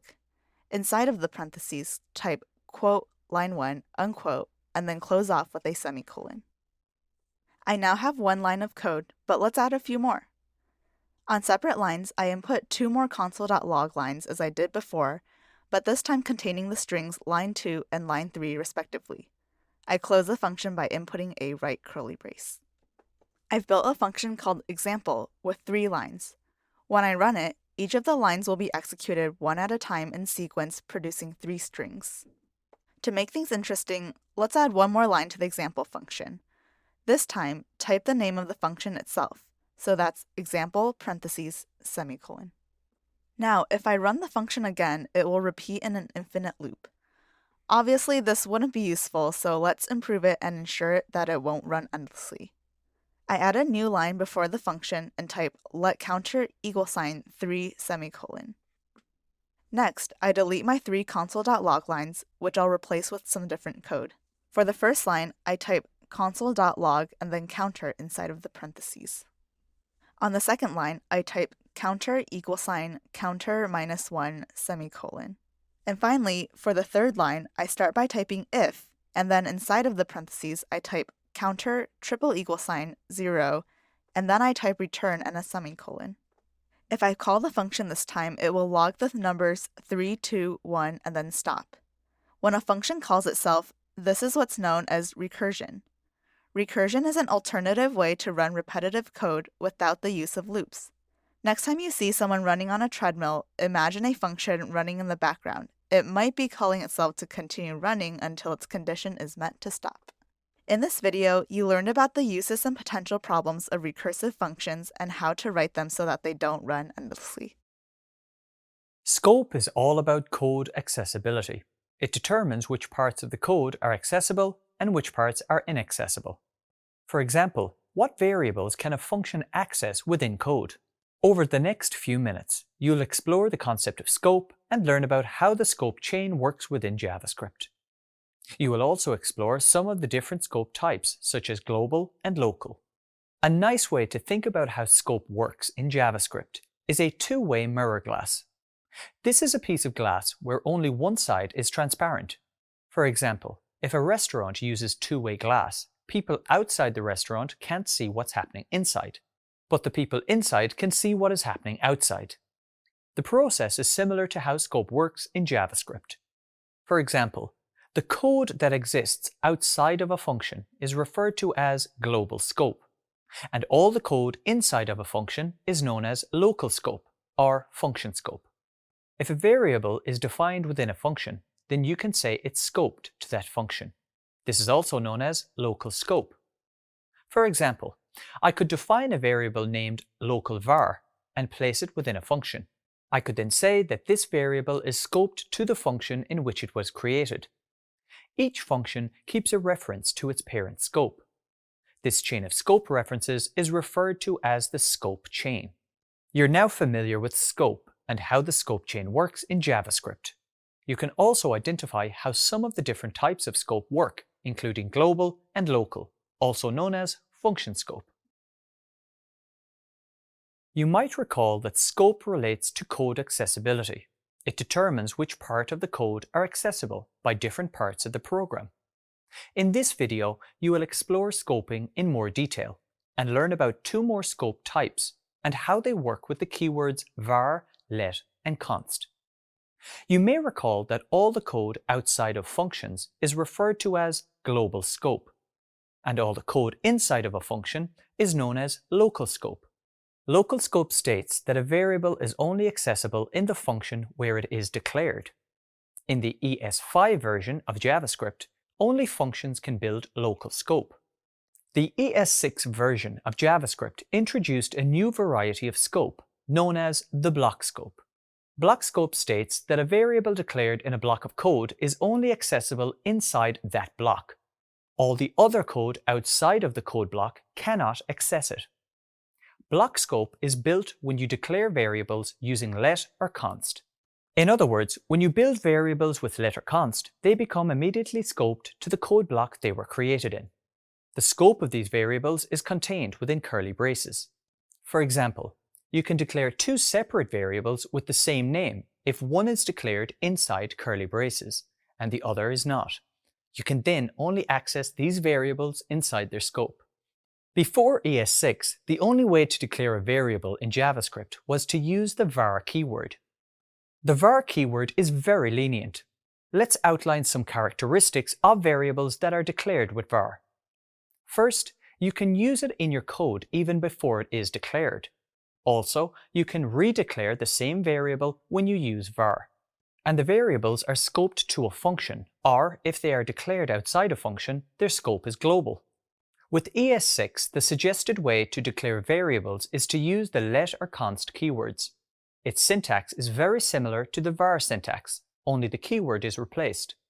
For example, let's say you want to declare a variable named user and assign it to a string set to the value of Miranda. In ES5, you use the keyword var, the variable user, the equal operator, and then the string value Miranda inside double quotes. In ES6, with let and const, you use the same syntax, only changing the var keyword to either let or const. Note that the syntax is very similar. Okay, so you might be wondering what's the difference between var, let, and const? The simplest explanation is that the behavior of let and const is more strict. With a let or a const variable, you cannot use it in your code before you declare it. You cannot redeclare it using the variable keyword, like you can with var.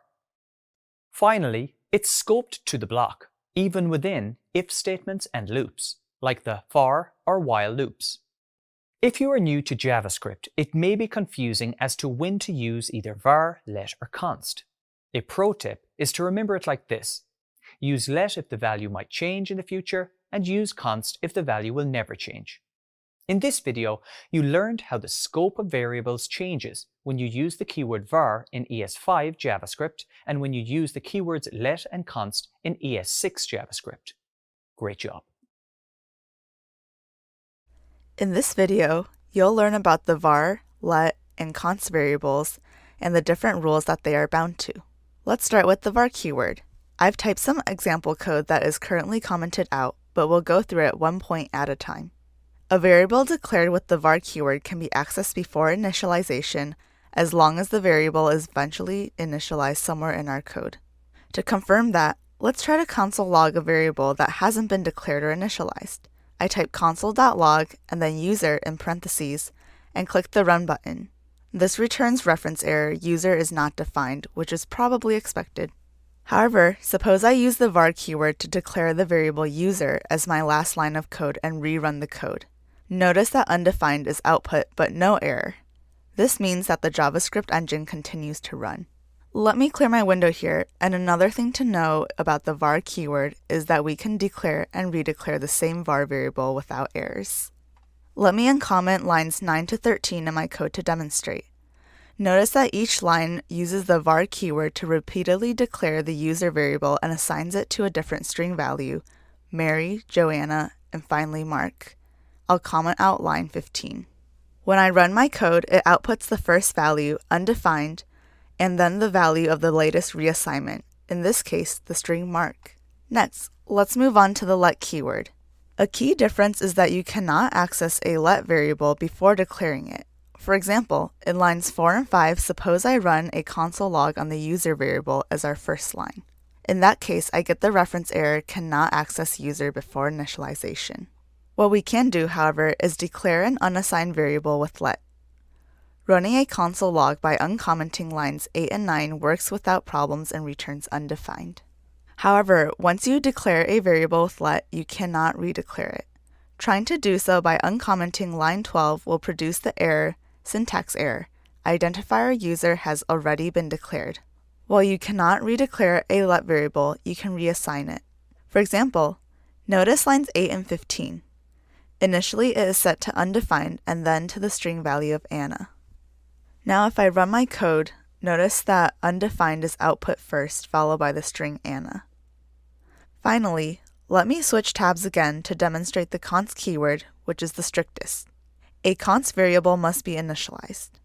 For example, on lines 4 and 5, you get the syntax error missing initializer in const declaration. Next, let's comment out lines 4 and 5 and uncomment lines 8 and 9. As you can see, you can't access a const variable before initialization or else you'll get a reference error. Next, uncomment line 9 as well as line 12. A const variable can't be redeclared as it throws the type error, assignment to constant variable.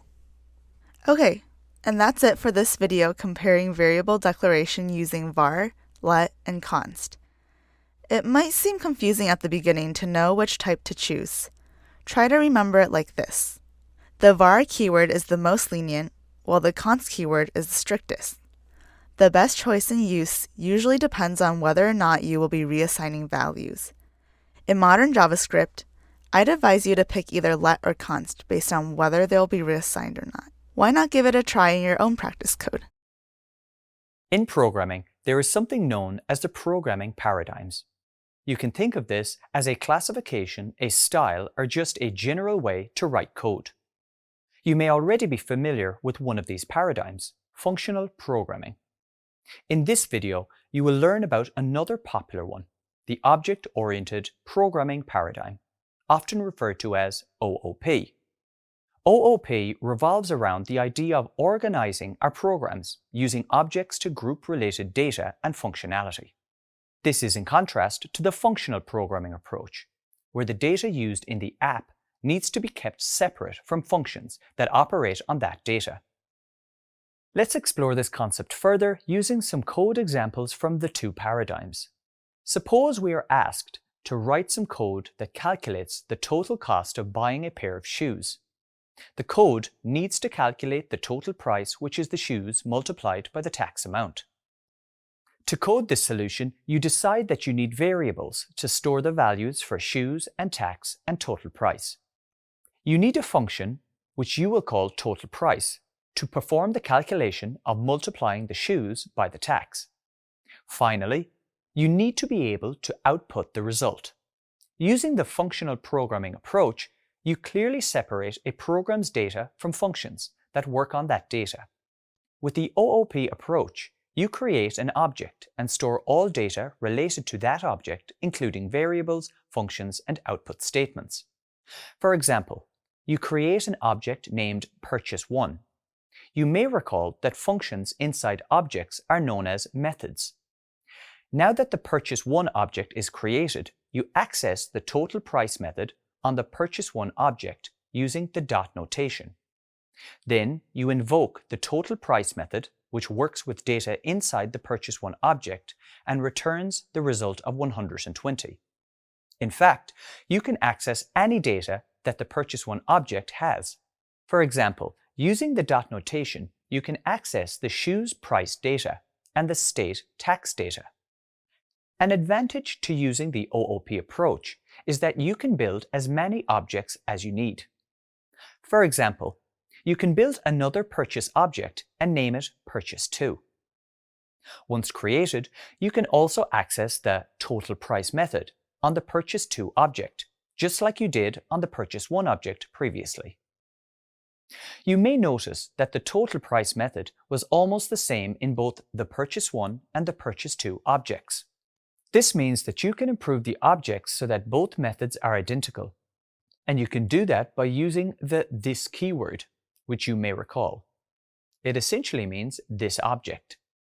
It's important to note that the code still works exactly the same as before. Okay, so you may be wondering, why did I go through the trouble of updating the code of purchase1.choosePrice to this.choosePrice?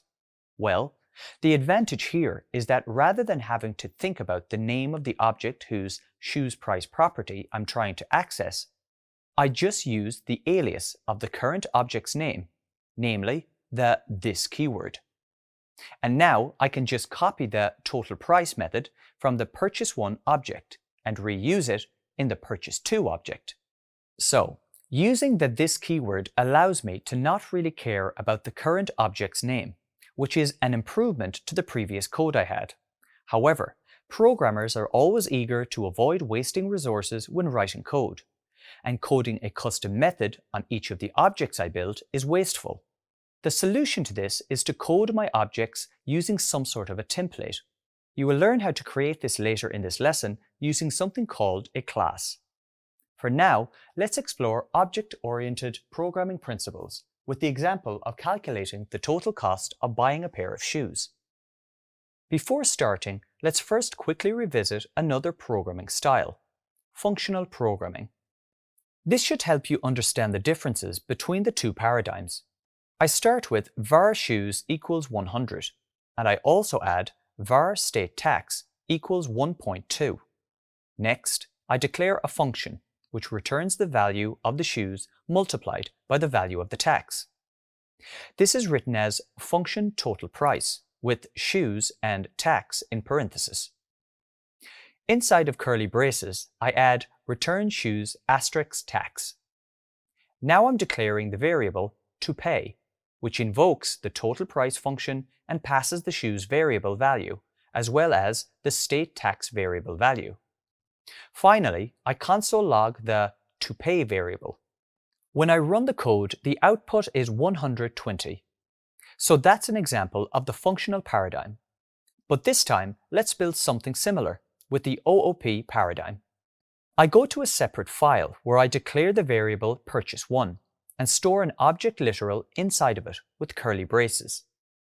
I then add the property shoes and set it to 100, followed by state tax, which is set to 1.2. The last property is total price, which is set to a function to declare a calculation variable. This variable is equal to the purchase1.choose property multiplied by the purchase1.stateTax property. The second part of the function console logs the string total price, along with the value of the calculation variable. On line 10, I call the function with purchase1.totalPrice parenthesis, which I expect to return a value of 120. I run the code, and that's indeed what I get. On another file, I'll build another OOP example. This one starts with the variable purchase2, which has the same structure as purchase1. However, the shoes value is changed to 50. In the total price function, the calculation variable is updated to access the shoes and state tax properties from purchase2. When I invoke the total price method on the purchase2 object and run the code, it returns a value of 60. Between these two OOP examples, you may have noticed that aside from accessing the shoes and state tax properties in different objects, the two methods are completely the same. This means that I can improve my objects to make both methods identical while getting the same results. I can do this using the this keyword, which essentially means this object. Let's move to another file to examine how that works. In this file, I have the same purchase1 and purchase2 objects from before, with all of the same values. In the total price function of purchase1, I replace the references to purchase1 with the this keyword. I can then copy the total price method from purchase1 and paste it into the purchase2 object, since they are now identical. I run this code and it gives me a total price of 120 for purchase 1 and 60 for purchase 2. This is an improvement over my original code from the perspective of reducing waste.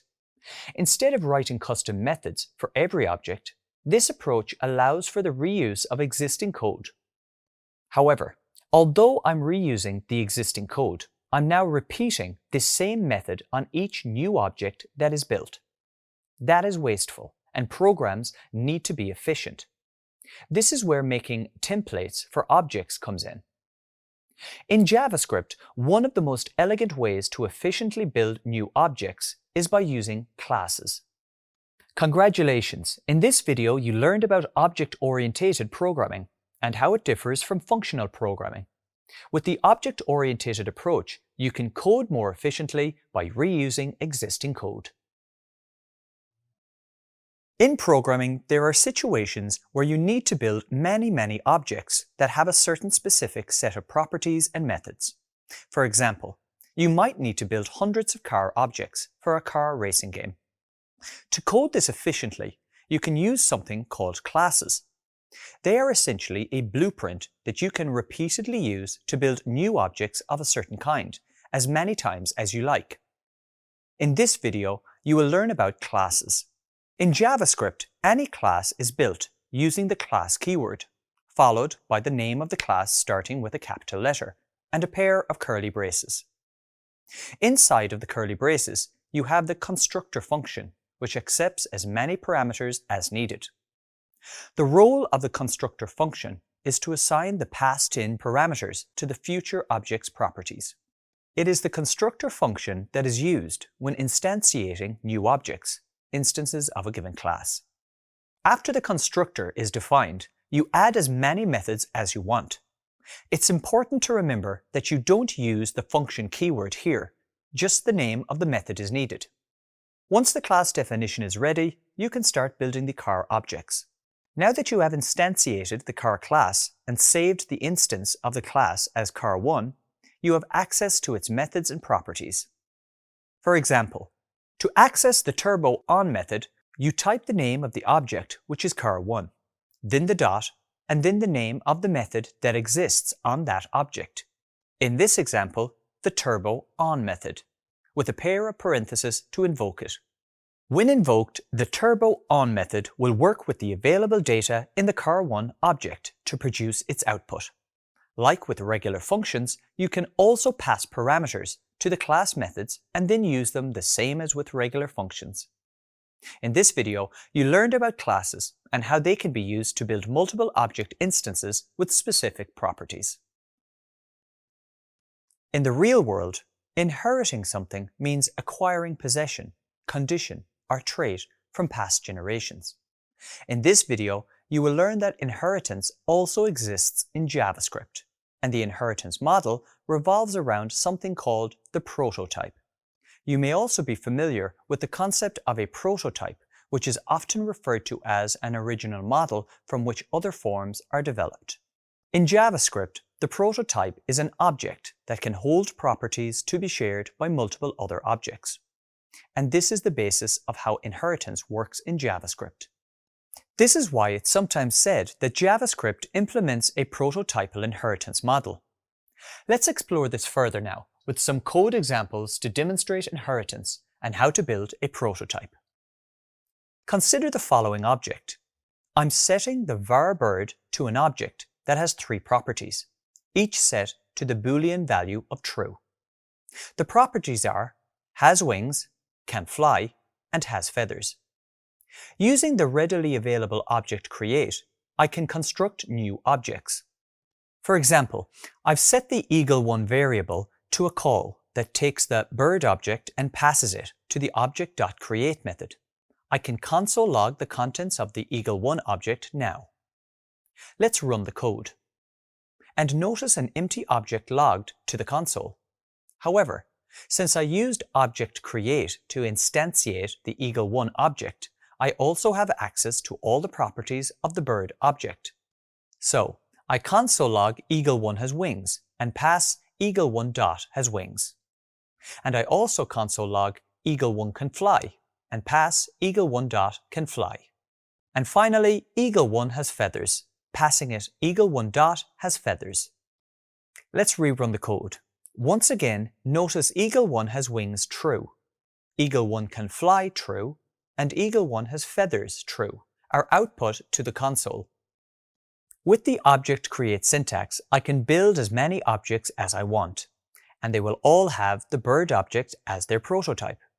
Here, notice that I've built an eagle2 object, and I've used the bird object as a prototype, because I ran the object.create method on it, and I save everything to the eagle2 variable. It's important to understand that the eagle2 object also has access to the properties stored on the bird object as its prototype. Let's run this code to confirm. And indeed, notice that eagle2 has wings true is output to the console. I can even add different objects with different behaviors. For example, I can add a penguin1 object. I do this by declaring a penguin1 variable and assigning the result of the object.create method to it. Penguins are flightless birds, so I want to set the canFly property to false. Thankfully, this is a relatively straightforward process because JavaScript starts from the object itself when looking for properties to work with. Then, if it can't find it on the object, it looks up to its prototype. It's important to remember that it doesn't look further if it finds the property on the immediate object. This makes for a simple mechanism for overriding inherited properties. So let's implement this now. First, I set the canFly property on the penguin1 object to false. And now I can console log the penguin1 object. Notice the output to the console after running the code is that penguin1 is an object with a canFly property set to false. Additionally, I can still access all the properties of the prototype. So accessing the has feathers and canFly properties of penguin1 will return the values that are stored on the prototype when I run the code. However, the canFly property is now set on the penguin1 object itself, so it overrides the canFly property on the prototype. This override only affects the penguin1 object. It doesn't change my prototype or other eagle objects. In this video, you learned about inheritance in JavaScript. Although it is possible to build inheritance using the object_create method, it's probably better to use class syntax for more complex objects and inheritance. Although under the hood, this syntax still works with prototypes, it makes sense to use classes as they improve developer experience in more complex scenarios. Have you ever needed to apply the formatting of text in a word processor from one portion of text to another? In essence, you are copying the properties from some text that is already formatted and applying them to another piece of text that you want to format. In a similar way as with text, JavaScript objects can have properties that define their characteristics. In this video, you will learn how to destructure objects and arrays, and also how to use the destructuring syntax to extract new variables from objects and arrays. To illustrate destructuring, imagine that an object or an array is like a project folder that you have on your computer with several files in it. Destructuring something out of an object or array, in this case your project folder, is like copying that item from your folder onto another location. The original item still exists in your project folder. I just made a copy of the original item, but this copy is completely independent of the original item. Now let's explore an example with an existing built-in math object to destructure the value of pi from it. Let's start by using the let keyword and surround the uppercase pi in curly brackets equals math. Because I already know that the pi property exists on the math object, I make a copy of it and I save the new object in a separate variable I name pi. Note that I can only destructure something that already exists on an object. Using faulty spelling, including lowercase, won't work and will return an undefined value. If I type let open curly bracket small case pi close curly bracket equals math, pi returns as undefined. This is because there isn't a lowercase pi property on the math object. So, when I try to destructure it, I get the value of undefined for the lowercase pi variable. The next step is to confirm that all caps pi variable has the identical value and data type as math.pi by using the triple equals strict comparison operator. This will return a value of true. To prove that the destructured property and the original property are in no way connected, I update the value of the pi variable to be 1 by typing pi equals 1. I can now compare all caps pi and math.pi again by typing pi triple equals sign math.pi, thus getting back the Boolean value of false. It's clear that these two are no longer the same. The only reason why this worked is because the original property on the object and the destructured value are not connected in any way. In other words, there's no connection between the destructured variable and the source property on the given object. In this video, you covered how to destructure objects and arrays, and also how to use the destructuring syntax to extract new variables from objects and arrays. In this video, I'll help you understand the difference between for-in loops and for-of loops when applied to objects in JavaScript. At first, this code may appear complex, but you'll find that it only involves concepts that you've dealt with before. So, let's begin by breaking down what I have. I have a const set to an object and assigned to a variable named car. This object has three properties, engine, steering, and speed, which are given the values true, true, and slow respectively. I also have a const assigned to the variable sports car, and I've used object.create so that it inherits the properties of the car variable. Then I set the speed property of the sports car to fast and save it to the sports car variable. I've also added a console log to display the string, the sports car object, followed by the properties of the sports car object. Next, I have two for loops. The first one is a for-in loop written to log the properties of the sports car object. This is typed as for, followed by properties in sports car in parentheses. Inside of curly braces is a console log for prop, so it displays the properties of the sports car.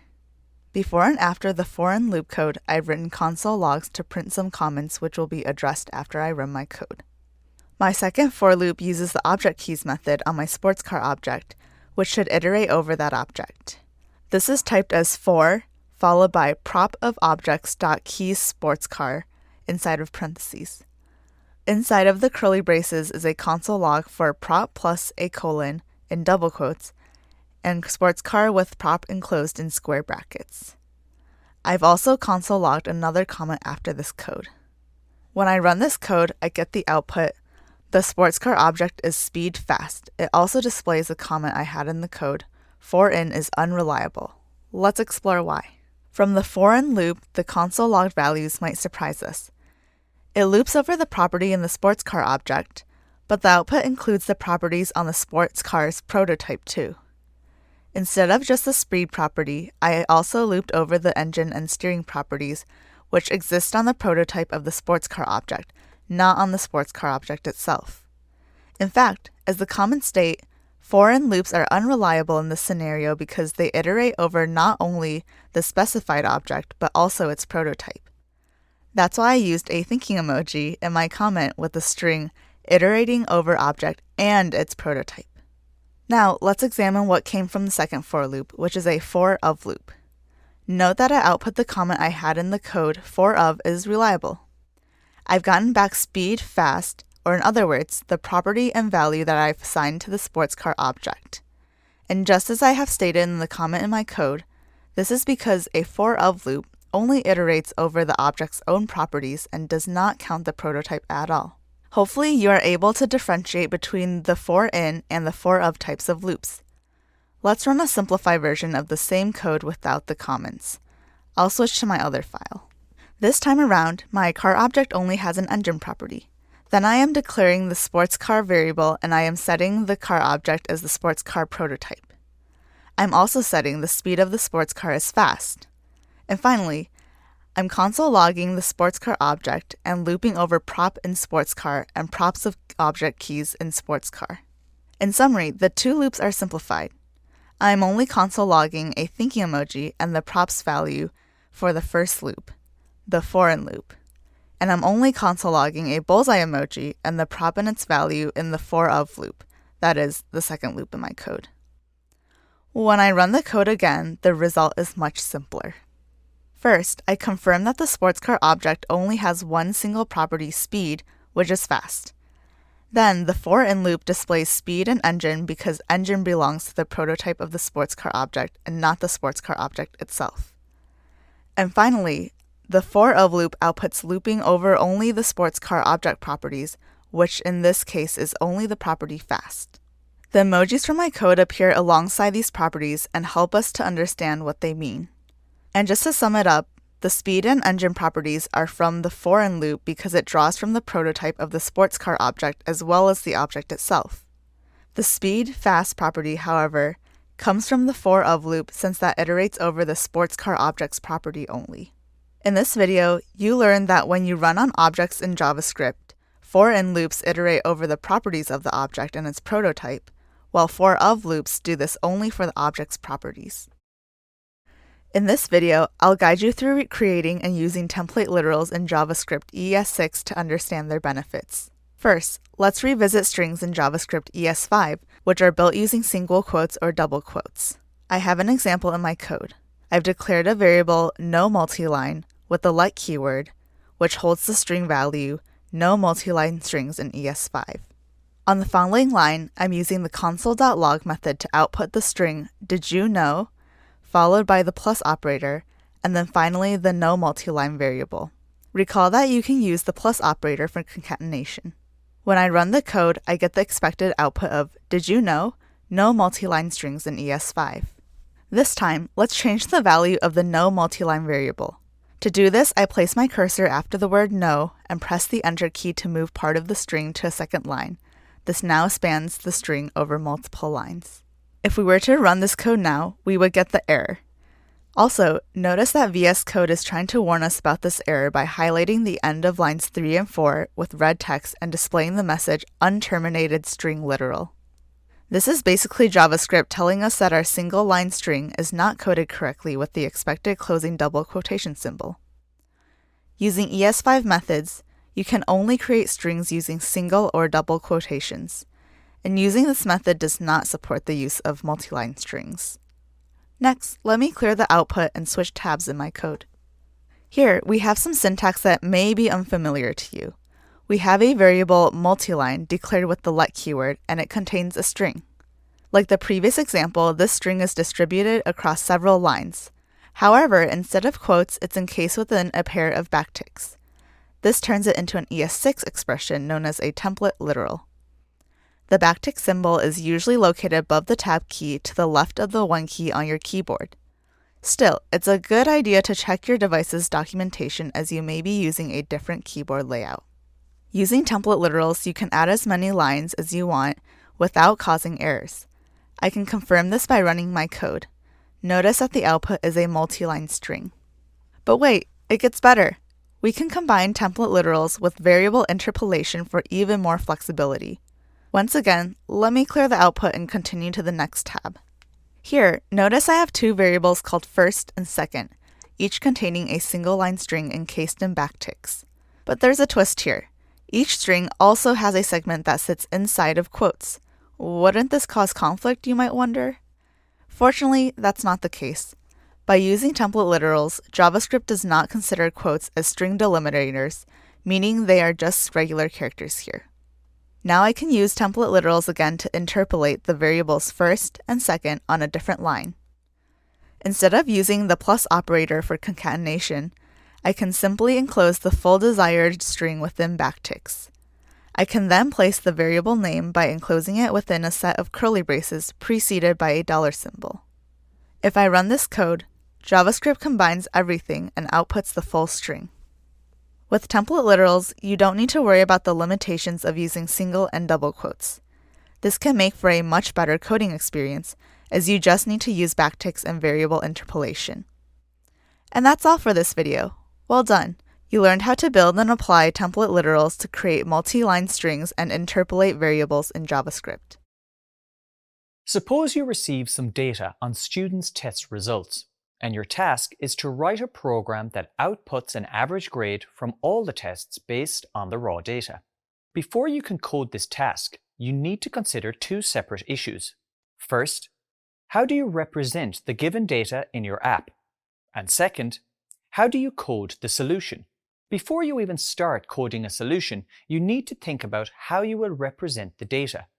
In this video, you will learn about some of JavaScript's most common data structures, such as objects, arrays, maps, and sets. A data structure is a way to organize data. For example, you could represent it as a string. However, it would be somewhat of a strange representation. You'd need to somehow extract the numbers from the string before performing calculations on them. Alternatively, you could represent it as several numbers, each number saved in a variable. Doing it this way, you don't have to extract and convert strings to numbers. But is this the most efficient way of storing your app's data? Perhaps another approach would be to store all the grades in an array. This way of organizing your data is even more efficient. It involves less typing, and we're grouping related data together under a single label. You may recall the many benefits of using arrays, but what is important here is that you understand how you code a solution to a given task depends on how you structure your data. In other words, a solution to a coding task depends on the data structure you use. JavaScript is somewhat limited in the types of data structures available compared to other programming languages such as Java or Python. However, some of the most common that you will encounter are objects, arrays, maps, and sets. You may be familiar with some of these already. Let's explore each briefly now. You may recall that an object is an unordered, non-iterable collection of key-value pairs. And you use objects when you need to store and later access a value under a key.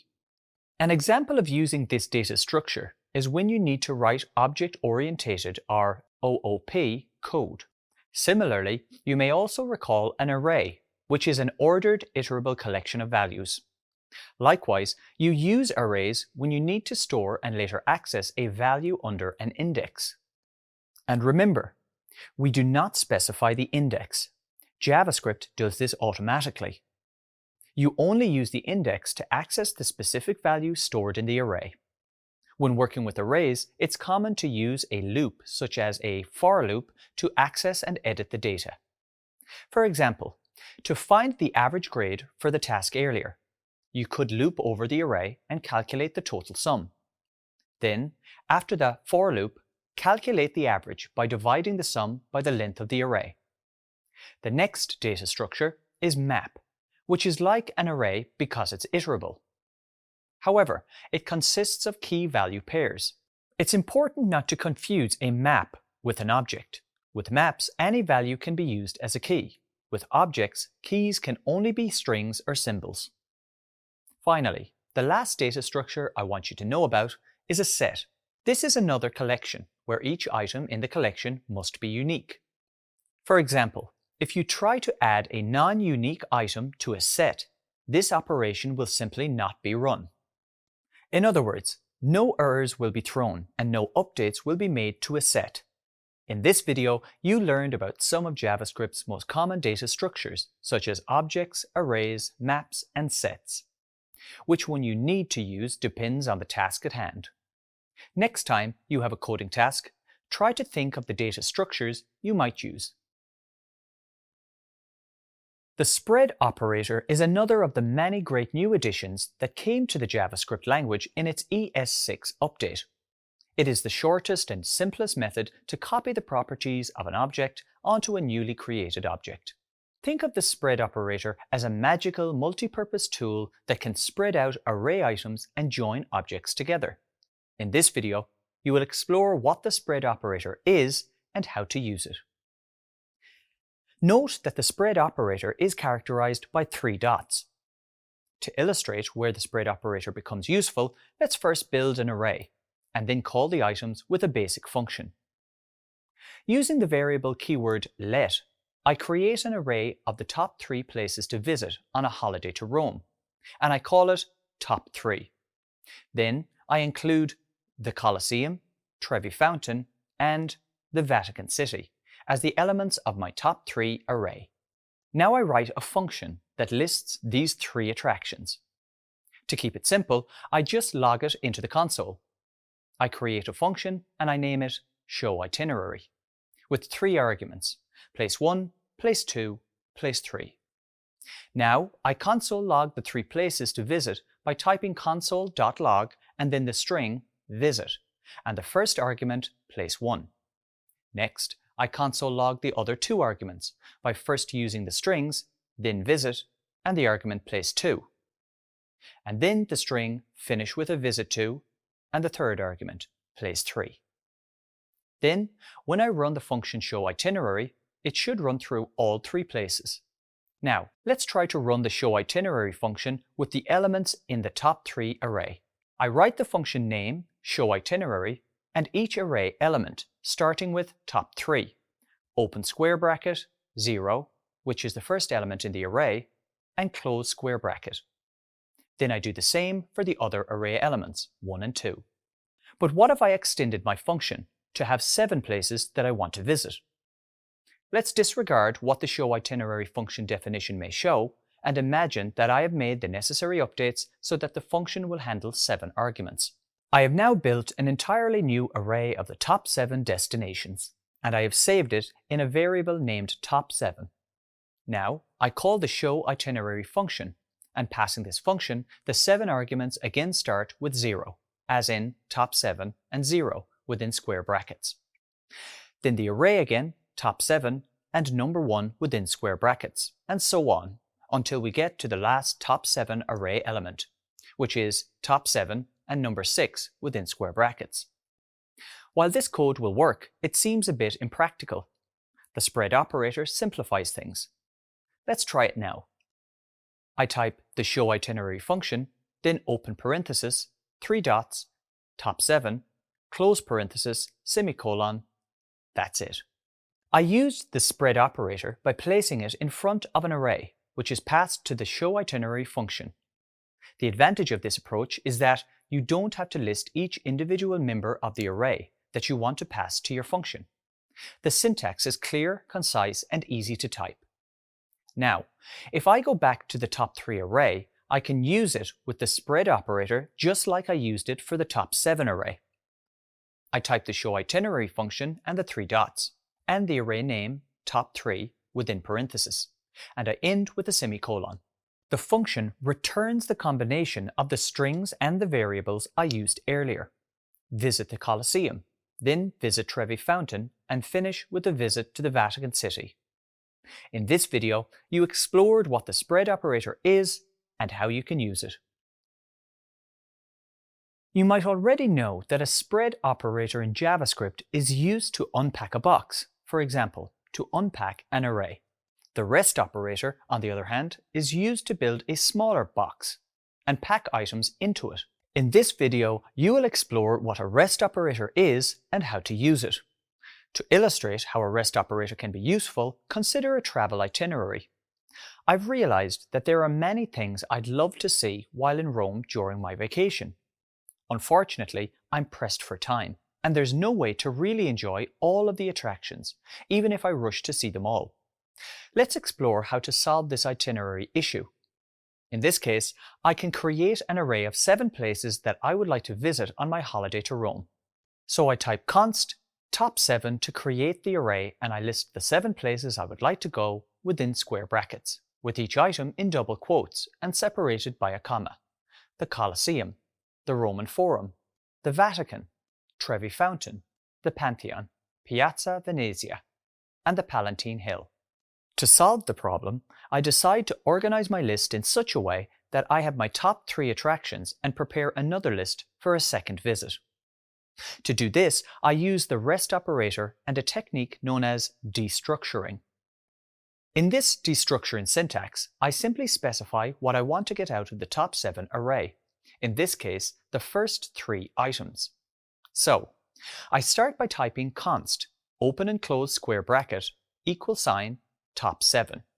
Then I create 3 variables, first, second, and third, plus another variable to hold the rest of the list, named second visit. To do this, I type const first, second, third, and then 3 dots and a new variable, second visit, within square brackets, then equals top 7 semicolon. With this syntax, I extracted the contents of the top 7 array into 4 variables. The variable first with the value of the Colosseum, the variable second with the value of the Roman Forum, the variable third with the value of the Vatican, and then I include the variable second visit. That is a subarray of the rest of the items in the original top 7 array. If I inspect second visit, an array of the 4 remaining attractions, Trevi Fountain, the Pantheon, Piazza Venezia, and the Palatine Hill, are all saved as string primitives. The rest operator, therefore, gives us what is left over of the source array as a separate subarray. The rest operator is also useful in functions too. In fact, I can use a rest parameter to quickly multiply values. I create a function to add the tax rate to prices. I name it add tax to prices and give it 2 parameters, the tax rate and the rest operator with the items bought. The function returns each item with the tax rate. In the add to tax prices parameters, the rest parameter gives me an array, so I can use array methods on items bought using the map method. It's important to know that the rest parameter must be the last parameter in the function definition. This means that adding any other parameter to my add tax to prices function after the rest operator and the items bought would result in an error. In this video, you learned how to use the rest operator, which groups the remaining parameters in a list within a standard JavaScript array. Well done with completing this video on the rest operator. Hello and welcome.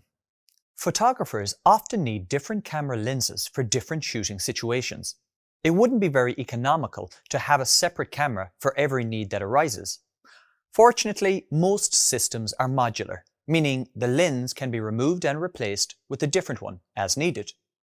In JavaScript, complex programs can be useful for multiple applications, and it wouldn't make sense to rewrite them over and over. Thankfully, since version ES6, they can be saved and used elsewhere as modules. In this video, you'll cover what modules are in JavaScript, which includes how they work as well as their current limitations. You'll also explore how to use simple ES6 modules in a browser. JavaScript modules are standalone units of code that you can reuse again and again. Being standalone means that you can add them to your program, remove them, and replace them with other modules, and everything will still work. But before we continue, let's explore what things were like before modules entered the picture. In all versions of JS, all functions that are defined on the window object are global. While useful for simple projects, this created some issues when third-party libraries or multiple developers became involved. For example, a global function from one script could override a function from another one, using the same variable name. Techniques were developed to bypass these issues, but they were not without flaws, and so, for a long time, JavaScript lacked built-in, natively supported module functionality. An engineer at Mozilla named Kevin Dangoor tried to fix this through a project called Server.js, which was later renamed to CommonJS. CommonJS is designed to specify how modules should work outside of the browser environment. It is mostly used on server-side JavaScript, namely Node.js. A downside of CommonJS is that browsers don't understand its syntax. That is, certain keywords that CommonJS relies on, such as require and module.exports, don't work as expected in browsers. You can learn more about other module systems in the additional reading. But now that you know a bit of the history, let me demonstrate ES6 modules in action. To understand how ES6 modules work, we need to go back to the humble HTML script tag. The script tag comes with a type attribute, which identifies the type of content that it contains. For JavaScript, it is written as script type equals, followed by text/JavaScript in double quotes. To display text in a browser, on the next line I've typed console.log, followed by the string hello from script tag in parentheses, and then a script closing tag. I can even omit the type attribute and use a basic script tag, and the attribute will be set to text/JavaScript by default. To make that happen, I've input an OpenScript tag followed by console.log on the next line and same sample text. I've then added a few more console logs before closing off the script tag. To verify that these script tags work, I'll open a local HTML file in my browser that is linked to this code. When I open the Elements tab in the Developer Tools, it displays the script tags, while the Console tab shows the console log output. Next, let's explore how we can use ES6 modules in a browser. Before starting, I'll open a separate code document. Now, I've changed the value of the type attribute by typing the script tag script type equals module. I've then imported a module called greeting.js. But how do you make it work? To demonstrate, I'll open the associated HTML file in another browser tab. Since I'm running this file locally, access to my script is blocked by a built-in browser security feature called cross-origin resource sharing, and I receive an error message under the Console tab.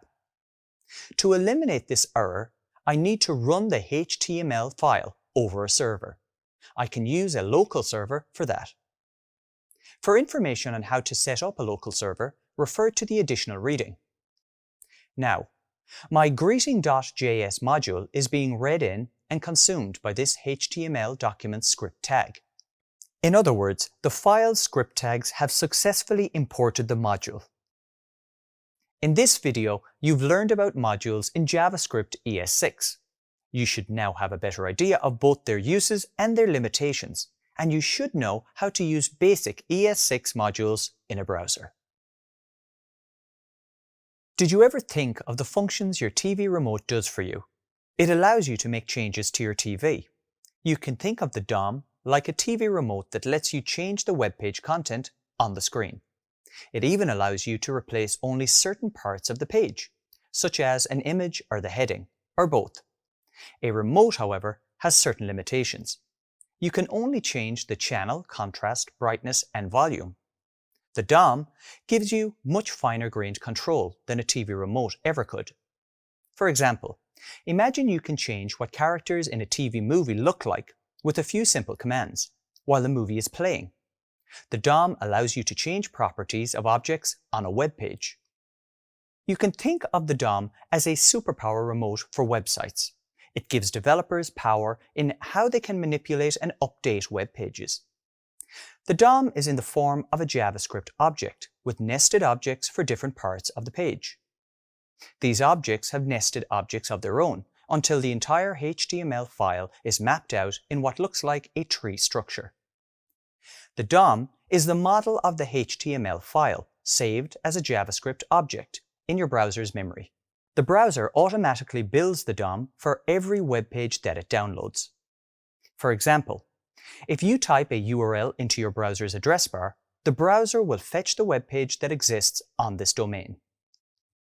If the browser connects to the server and it allows the browser to download the page, it will receive all the HTML code and save it in its memory. The browser will then show the downloaded page. It will also build that web page's DOM, a model of the HTML document your browser has just downloaded. As a developer, you can interact with the page's DOM to make changes to the web page. To interact with the DOM, you can use the Elements tab inside the browser's DevTools. You get to the DevTools by right-clicking anywhere in a browser window and then by clicking Inspect. The Elements tab allows you to interact with the DOM of the currently active web page using a graphical user interface, also known as a GUI. The browser also allows you to interact with the DOM using JavaScript. To do this, you should click the Console tab in the browser's DevTools. You can focus on the console panel by pressing the Escape key on your keyboard.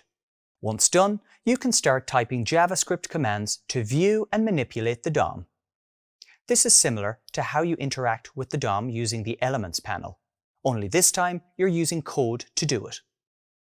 The entire DOM object is saved inside the document variable and accessible via the console.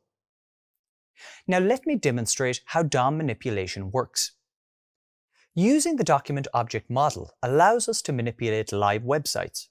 For example, I've opened my browser and loaded the example.com webpage from the internet. I want to add a heading 2 HTML element to this webpage using the DOM. Once again, I have the developer tools open in the window to the right, and the console tab is active. It's important to remember that any changes I make to the DOM are relative to my browser's local copy of the webpage. I'm not updating the content of the live website, so don't worry, you are not going to break it. If I reload the web page, all changes I make to the DOM will be lost, as it will reset to the page that was downloaded from the server. Okay, so in order to create my heading 2, I need to update the document object. To do this, I type document dot and then the method createElement. Then, inside the open and close parenthesis, I type the name of the HTML element that I want to create, which is wrapped around single quotes. What I am doing here is passing the tag names as a JavaScript string. Finally, I'm going to assign this statement to a const variable. So, I type const h2 and then the assignment operator. I press enter, and now I have successfully built my h2 element.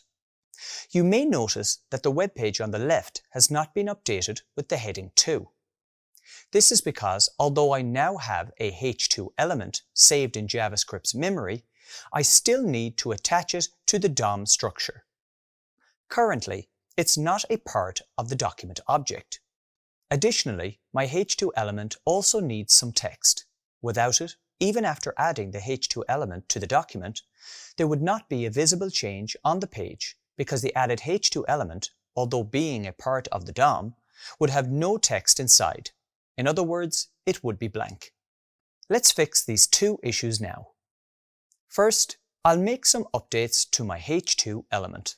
I'll add some attributes and some text using the innerText method. I can run this on my h2 variable. I type h2.innerText and then assign a string with a value of this is an h2 heading. Next, I want my heading 2 element to have an ID and a class HTML attribute. To do this, I need to use the setAttribute method. So I type h2.setAttribute, which takes two parameters. The first one is the attribute's name, which is ID, and then the value of the attribute. For this example, I'll name it subheading and press enter. Notice that inside the parenthesis, the name and the value are wrapped in single quotes and separated by a comma. Next, I need to use the setAttribute method again, this time for the class attribute. I've pasted the same line of code, and now I just need to change the word ID to class. And for the value, I change this to secondary and press enter. Finally, I'm ready to append my h2 object to the DOM. First, I can test that my code is correct by typing h2 and noticing the HTML structure's output. This looks good to me, so let's add it to the DOM. I need to run the appendChild method on the document body to do this. So now I type document.body.appendChild, and inside the parenthesis, I place my HTML structure stored in the variable h2. Success! My object is appended to the body of this web page, and the heading 2 text displays in the browser. You should now be able to explain the basics of DOM manipulation and use some of the most common DOM manipulation methods. One of the most powerful features of JavaScript is DOM manipulation. For example, you can click on a button and change the color of some text or even display a pop-up message. Essentially, you're dynamically updating the HTML content in real time. To do this, you must be able to locate the objects in your HTML document that you want to manipulate. In this video, I'll guide you through how to use selectors in JavaScript to quickly find specific objects in a document. JavaScript selectors work with the document object, which you can access by typing the keyword document. This returns the web page stored in the browser's memory, known as the document object model, or DOM. Alternatively, I can run a console log on the document keyword to get the same result. Let's start locating specific elements inside the document object using the query selector method. For example, I know this page contains two HTML paragraph elements. To access the first one, I type document.querySelector, then in single quotes inside of the parentheses, I type the letter P. When I press Enter to run the command, it returns the first P element. I can then expand this to view the paragraph text contained within. This method can be used with other HTML elements such as the anchor tag. If I run the same command with the letter A, I get back the first anchor element on the page. There is a very similarly named JavaScript selector that allows me to get all the matches from a web page. It's the querySelectorAll method.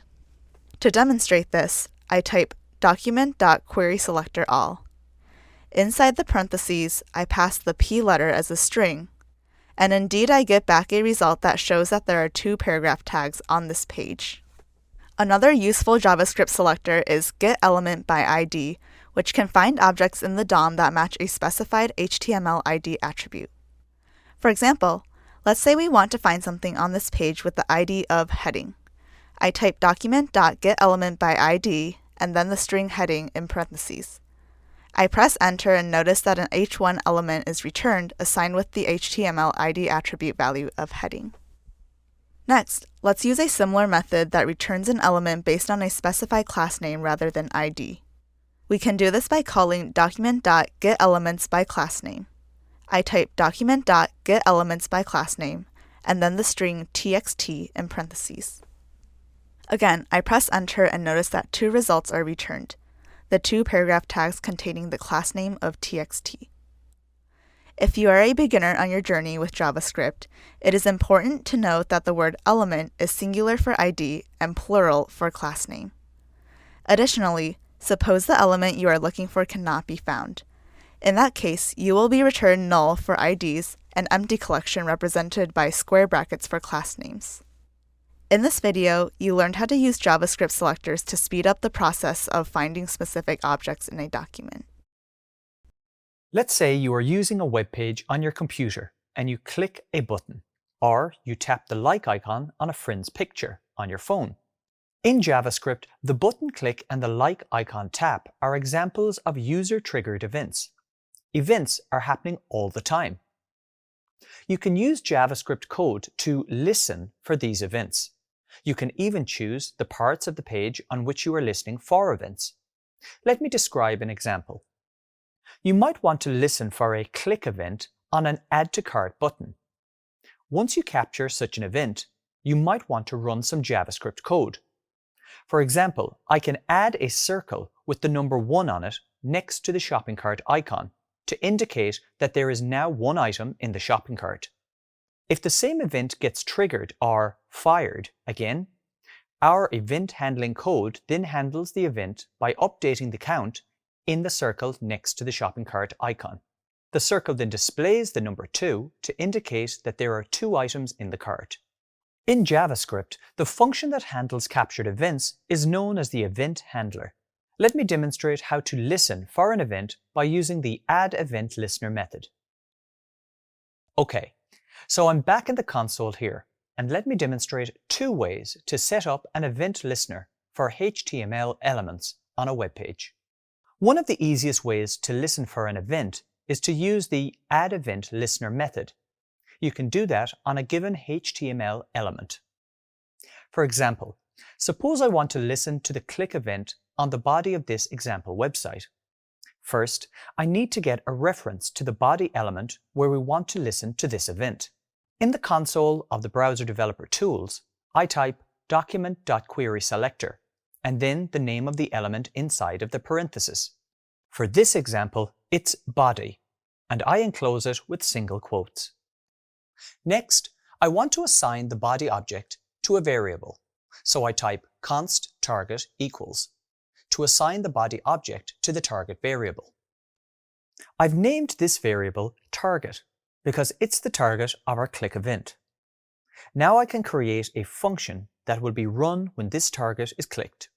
So I type function handle click, and then in the function body I console log the string clicked the body. The next step is to run the addEventListener method on the target element. So I type target.addEventListener. Then inside the parenthesis I pass it two arguments.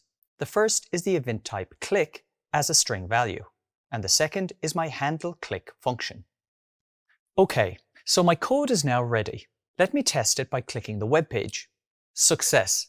Notice that the text is output to the console. In addition to the addEventListener method, an alternative way to listen for events is by using HTML event attributes. Before doing that, let me first write a second click handler function named handleClick2. Once again, I console log a string inside the function body. This time, it will output the phrase clicked the heading. Next, I need to open the Elements panel of the developer tools and expand the view for the div element.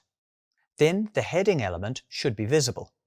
I right-click the H1 element and click Edit as HTML. Then after the H1, I create the attribute by typing onClick equals, followed by my function name, handleClick2, with a pair of parentheses at the end. Finally, I click outside the element to save the change and return to the console tab.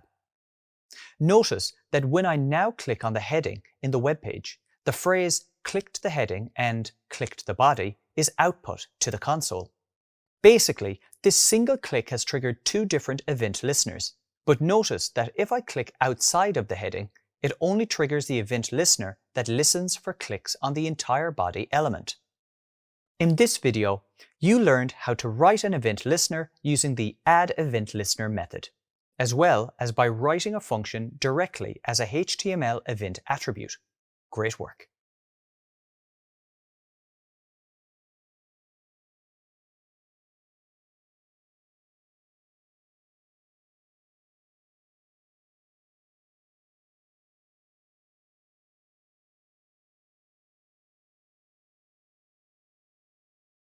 In this video, I'll help you learn to convert a JSON string to a regular JavaScript object and vice versa.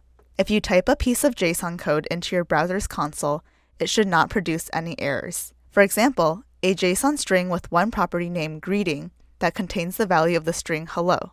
If I run this code, I get back the same result. It's worth remembering that JSON is basically just an object represented in the form of a string. It has some specific formatting, but it's a string nonetheless. So to work with JSON, it is common to convert it back to a JavaScript object to work with its properties and methods. To do this, you need to use the global built-in JSON object and its parse method. Let me demonstrate this now. First, I will assign the JSON string to a variable named JSON_str using the const keyword. Next, I'll run the JSON parse method on this variable by typing json.parse and then JSON_str inside the parentheses. I press enter and notice that a regular JavaScript object is returned. I want to save this object as a variable, so I assign the JSON parse method to a variable named aplaneobj using the const keyword. Okay, so now that my JSON string is stored in a regular JavaScript object, I can manipulate it just like any other JavaScript object. Let me demonstrate this now by reassigning the value of the greeting property. I type the object name, followed by a dot, and then the object property equals hi. Press enter and notice that the word hi is output. I can confirm this by inspecting the object and notice that its structure has been updated. Okay, that's how you convert a JSON string to a JavaScript object. You can also go the other way and convert a regular object to a JSON string using the stringify method of the JSON object. Let me demonstrate this now. For example, let's start by declaring an object named data and assign it some properties and values. To run the JSON stringify method on this object, I type json.stringify and place the object's name inside the parentheses. The result is a JSON string. Notice that both the object's keys and its values are double-quoted strings in the JSON syntax. It's important to remember that while plain JavaScript objects can hold functions, JSON strings cannot. Another limitation is that valid JSON doesn't allow the use of JavaScript comments. Also, when you stringify a JavaScript object containing a method, that method will be excluded from the stringify operation. In this video, you've learned how to convert a JSON string to a JavaScript object with the parse method, and how to convert a JavaScript object to a JSON string using the stringify method.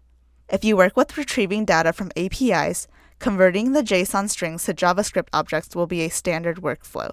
You can then easily access the object's properties programmatically. This is a vital tool in your tool belt, and I encourage you to practice this. You've reached the end of this module on programming paradigms. Great work. During this module, you explored the core features of functional programming and object-oriented programming. Let's review the module by summarizing the major items you encountered. The various styles of computer languages are known as programming paradigms. Having studied programming paradigms in this module, you should be able to describe functional programming and how it can be used to solve a problem by separating data from functions. Having explored functional programming, you moved on to another popular paradigm, object-oriented programming, often referred to as OOP.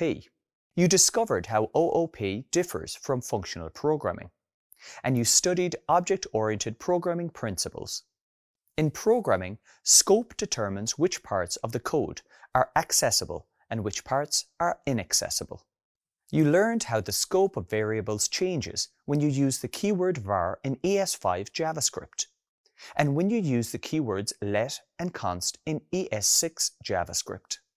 You should now be familiar with how the scope chain works in JavaScript, and you should also now be able to identify how some of the different types of scope work, including global and local. Much of the development work in JavaScript involves building objects. Classes are essentially a blueprint that you can repeatedly use to build new objects. You can also pass parameters to the class methods and then use them the same as with regular functions.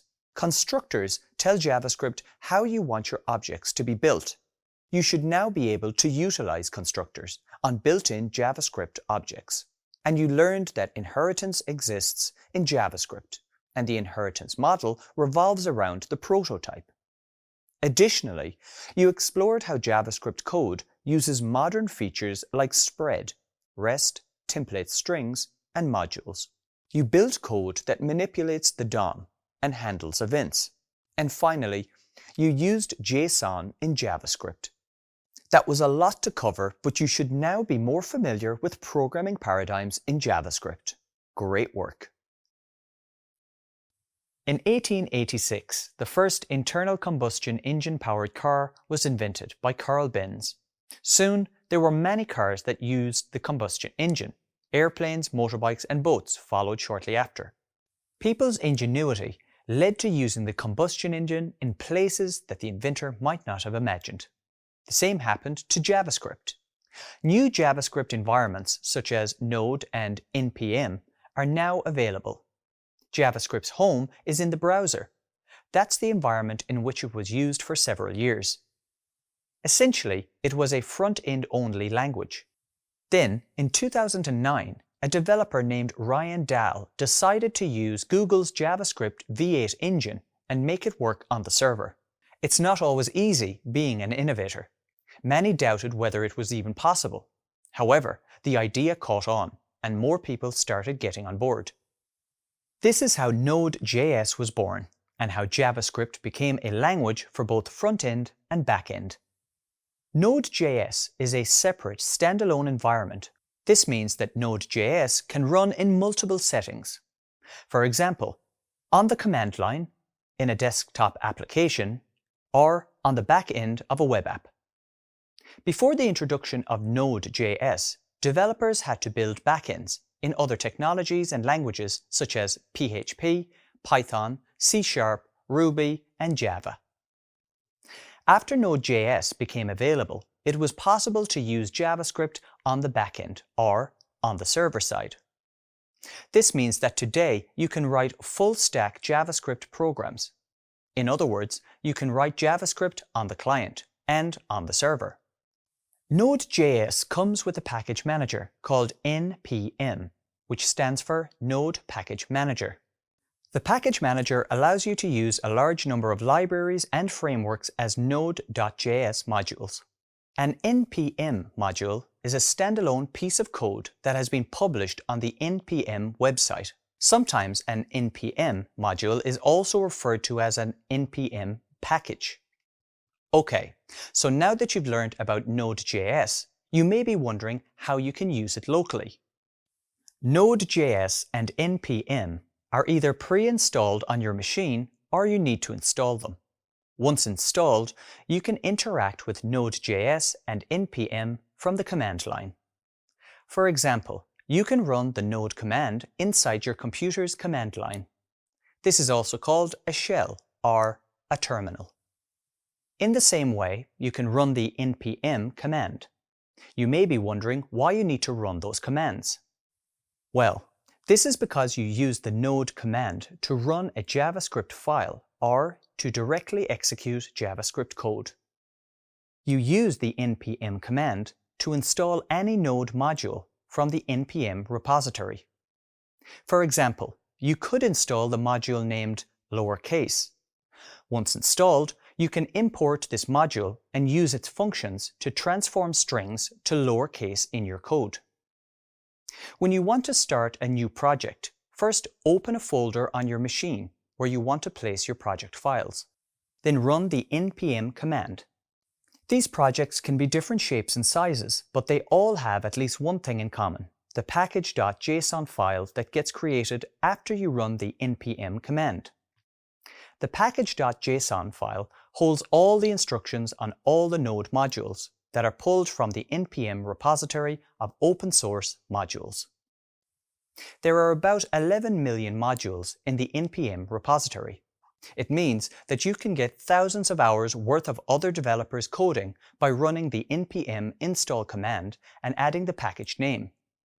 Examples of libraries you can install include React, Webpack, Bootstrap, and Angular Core. The package.json file updates when you install a new package. It keeps track of everything you need to have installed in your project. This makes such projects easily portable. For example, if you have built a project with a specific number of different node packages, they are all listed inside the package.json file. All you need to do is share this file with, for example, your coworkers. They can have the exact same setup on their machines, simply by running the command npm install. This install command reads the contents of the package.json and installs all the necessary packages, also referred to as dependencies. Sometimes dependencies also come with their own dependencies. It often happens that when you run the npm install command, several hundred megabytes worth of node packages get installed into your project, under the node modules folder. In this video, you learned about the origins of Node.js. You should also be able to describe what Node.js and npm are, and how to use the basic node and npm commands on the command line. When you're building something, you want to make sure it works. And you make sure that something works by testing it, right? It's the same with JavaScript code. You need to make sure that your JavaScript code works before you launch it. In this video, I'll show you how web developers test their JavaScript code. By the end of this video, you'll be able to identify the various reasons why a developer would want to test their code, explain how the red-green refactor cycle relates to testing, differentiate between manual and automated testing, and demonstrate an understanding of unit testing. So how do web developers test their code? Let's find out by coding a custom concat strings function. For example, I can create a concat strings function to join any two strings that I give it. In this case, I want the function to join string A and string B that are received as arguments and return the result. For example, I could write concat strings ABC and then DEF and the returned result would be A, B, C, D, E, F. When the function receives number 1 and 2, it returns a 3 as a number instead of a string of 1 and 2 together, i.e. 1, 2. I can also signal what I want my function to do by adding comments to it. Adding comments will help my team understand and remember the expected behavior that I had for the function. A more detailed description would be a good way to make it more obvious as to what my intention is for each argument. In the comments, I can even specify the expected behavior when specific values are given to the function. Adding comments is a step in the right direction, but it has downsides. It allows me to write anything I like, so there are no limits on ambiguity. Also, the comment doesn't need to follow any set structure. There are many custom testing frameworks available in JavaScript. One of the strengths of such frameworks is that I don't have to use comments to describe my expectations. The test syntax itself becomes expectation documenting. When I write tests, those tests are a better alternative to comments in my source code, because they specify what expectations my source code is trying to satisfy.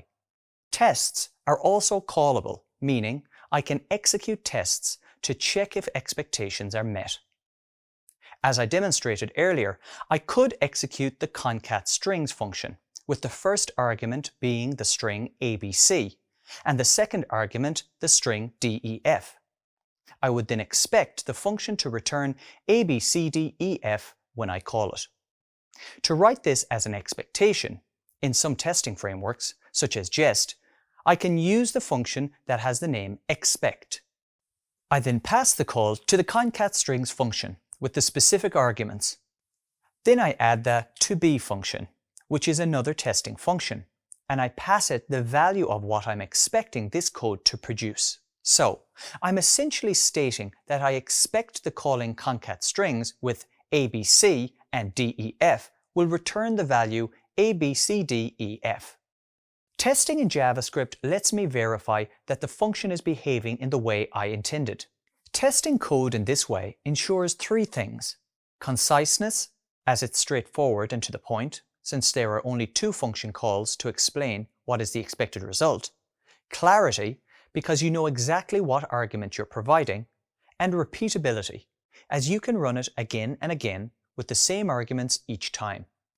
Now, I could run multiple function calls using this syntax. For example, I could have expected concat_strings 1, 2, 3 and 4, 5, 6 as arguments, and then the function to be with the argument 1, 2, 3, 4, 5, 6, and in each instance the expectations will be correct and the code will behave as expected. In testing terminology, you would say that your tests are passing, but I'm only halfway there because it's still possible for my code to fail an expectation.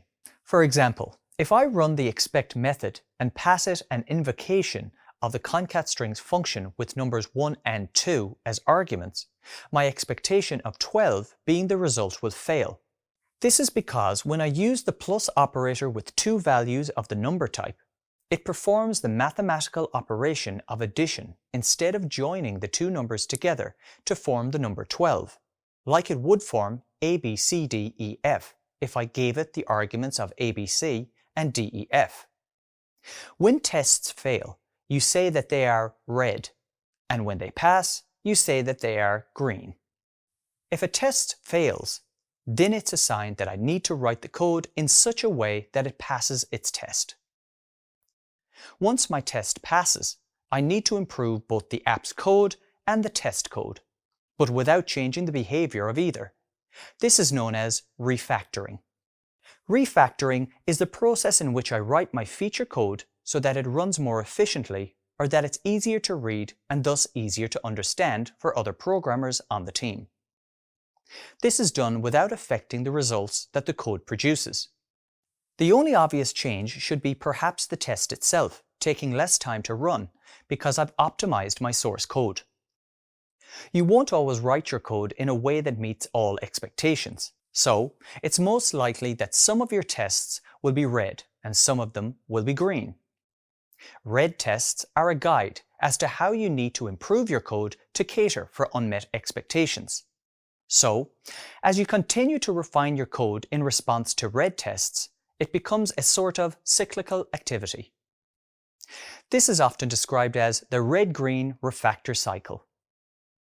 This cycle is the basis of the test-driven development, or TDD, approach to programming. Let me explain the TDD approach. First, you write a failing test. Then, you write your source code so that the previously failing test now passes. Finally, you optimize your source code without changing its results. There are many advantages of having code that tests other code.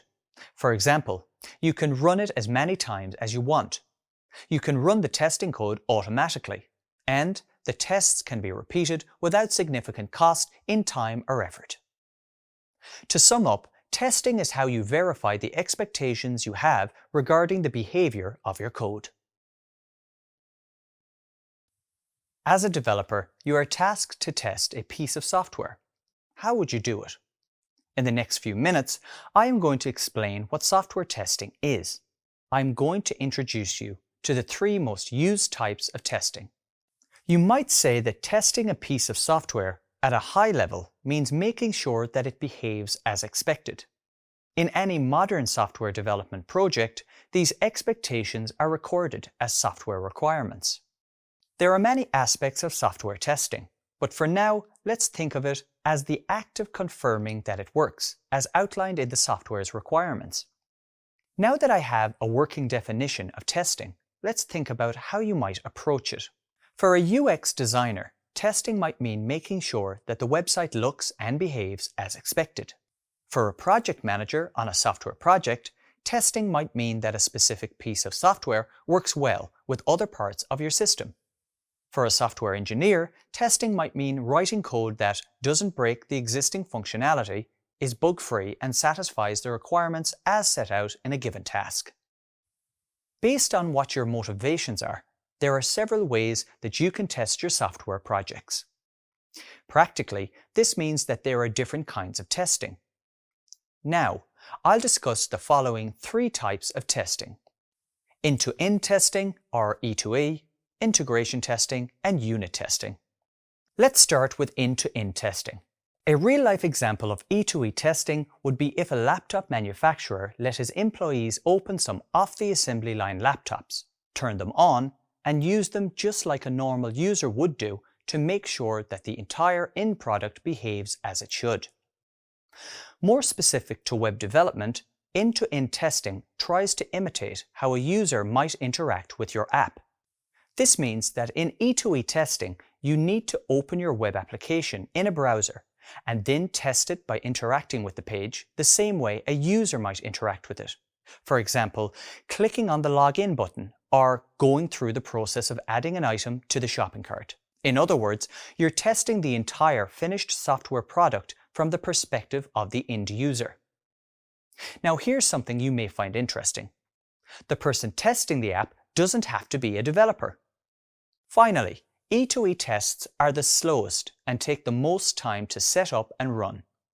Here are a few examples of E2E testing frameworks available on the market: WebDriver.js, Protractor, and Cypress. Next, I'll discuss integration testing. Integration testing is testing how parts of your system interact with other parts of your system. In other words, it's testing how separate parts of your apps work together. Let's explore 2 examples of integration testing software: React Testing Library and Enzyme. Integration tests are faster and cheaper than E2E tests, but not as fast or as cheap as unit testing. What is unit testing? Let's have a look. Unit testing is the process of testing the smallest units of your source code in isolation. A good example of this is functions. A unit is the smallest piece of code that you can test separately from the rest of the app. Practically, the smallest unit of testable code in JS is usually a function or a method. Unit tests are self-contained. They're meant to test code in isolation, preferably separate from the rest of your app. This makes unit tests fast to run and easy to write. So, that was a brief overview of the 3 different kinds of tests. Together, they are sometimes represented as a 3-level testing pyramid. First, at the base of the pyramid are the unit tests, which have the highest speed and the lowest cost. Then, in the center of the pyramid are the integration tests, of average speed and expense. And finally, at the top of the pyramid are the E2E tests, the slowest and most expensive tests to run. You are now familiar with the 3 most common ways that you can test your applications. At this stage, you might be familiar with the concept of testing your code to make sure it's working as you intended. And you might also have come across some syntax of testing frameworks. But what about a language like JavaScript that has no built-in testing functionality? For JavaScript, you can use testing frameworks like Jest. Over the next few minutes, I am going to introduce you to the features of the Jest framework: code coverage, mocking, and snapshot testing. It is quite a mouthful, so let's get started. JavaScript doesn't have built-in objects or methods that would allow for tests to be written. Therefore, many different libraries have been built to tackle the issue of testing. Some examples of these libraries include Jasmine, Mocha, Carmen, and QUnit. And then there is the one that you'll cover now, namely the Jest testing framework. Jest is a JavaScript testing framework. It's often used for testing code like React, a JavaScript library maintained by Meta and a community of individual developers and companies. Besides plain JavaScript and React code, Jest allows you to test Babel, TypeScript, Node, Angular, Vue, and various other frameworks. Jest also supports code coverage. Code coverage is a measure of what percentage of my code is covered by tests. If I say that I have an 80% code coverage, that means that only 1/5 of my entire codebase is not covered by tests. But even 100% code coverage doesn't mean that you have tested for every conceivable expectation. It just means that there are some expectations tested for each line of my code. Still, code coverage is a handy tool to gauge the amount of my codebase that's included in tests. The higher the code coverage, the lower the chance of having unidentified bugs. As a rule, the higher the percentage of code coverage, the lower the amount of time required to write new tests. This, however, depends on whether there are incomplete software requirements pending, or if you are going to receive more requirements in the future. Next, let's cover the concept of mocking. Mocking allows you to separate the code that you are testing from its related dependencies. In other words, you can use the mocking features to make sure that your unit testing is standalone.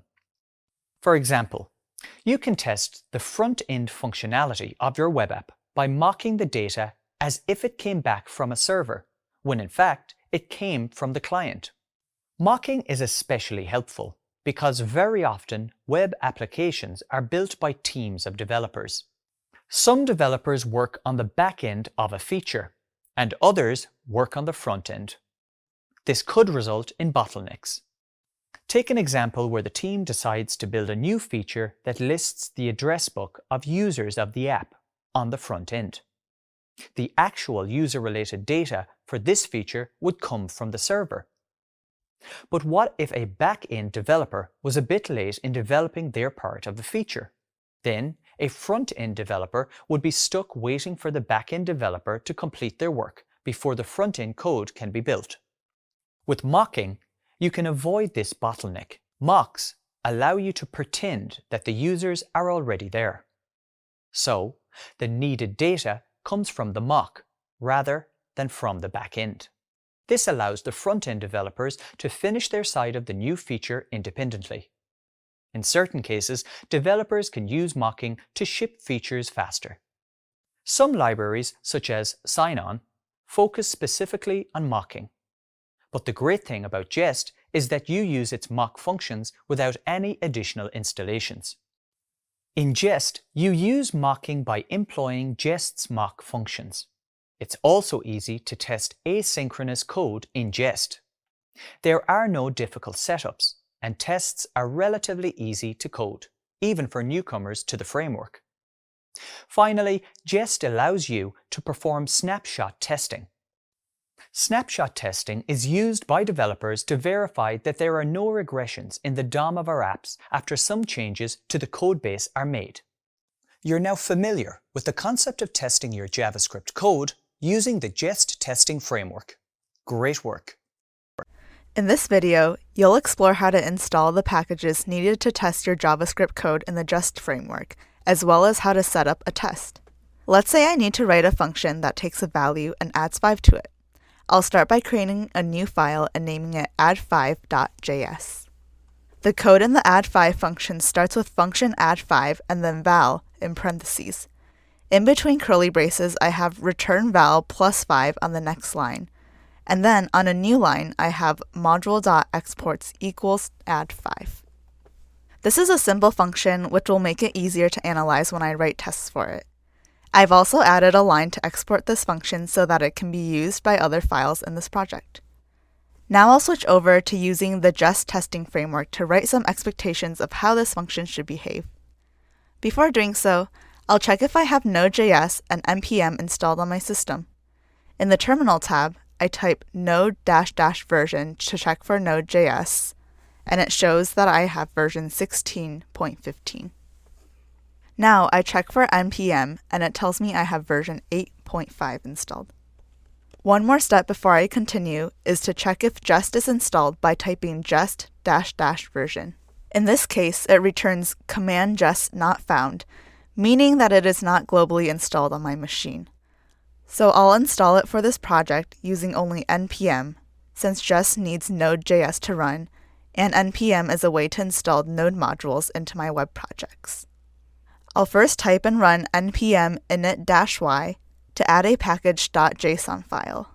The -y flag automatically answers yes to all the questions the init command asked during installation. Now I have my package.json file. In other words, I have a way to keep track of Node modules that this project depends on. Since I want to use the Jest testing library, I'll need to install it locally, which means installing it for this project. So I run npm install --save-dev jest. After a few moments, the package.json file will be updated with the addition of the Jest testing library. I also have a folder called node_modules, which is where the code for all the modules in this project is stored. In the package.json file, I'll need to make a few changes to the script section. In the test entry, I replace the text that is assigned to test with Jest within double quotes and save it. Now when I run the command npm run test, it will run the Jest command in this folder. So what does this Jest command do? It runs tests for the code in my project. Right now, I only have a single file, add5.js, so it makes sense to create a test file for this one JavaScript file. I'll name it add5.test.js. In the naming convention I use, I add the .test just before the .js section of the file's name.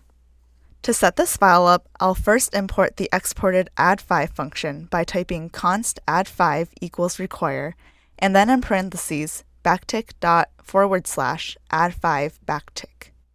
The reason for the / is to indicate that the function is in the same folder as the test file, and I've omitted the .js because Node understands what I mean even if I don't use it.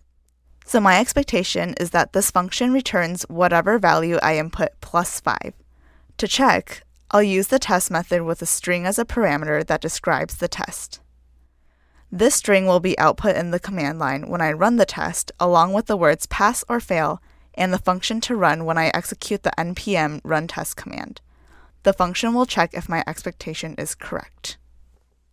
The string will be output in the command line when I run the test, along with the words pass or fail, and the function to run when I execute the npm run test command. The function will check if my expectation is correct.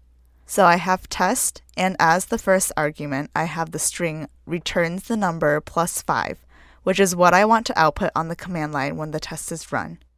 Then, as the second argument, I have a function which checks my expectation. I'll save and run the test, and I get back a pass result.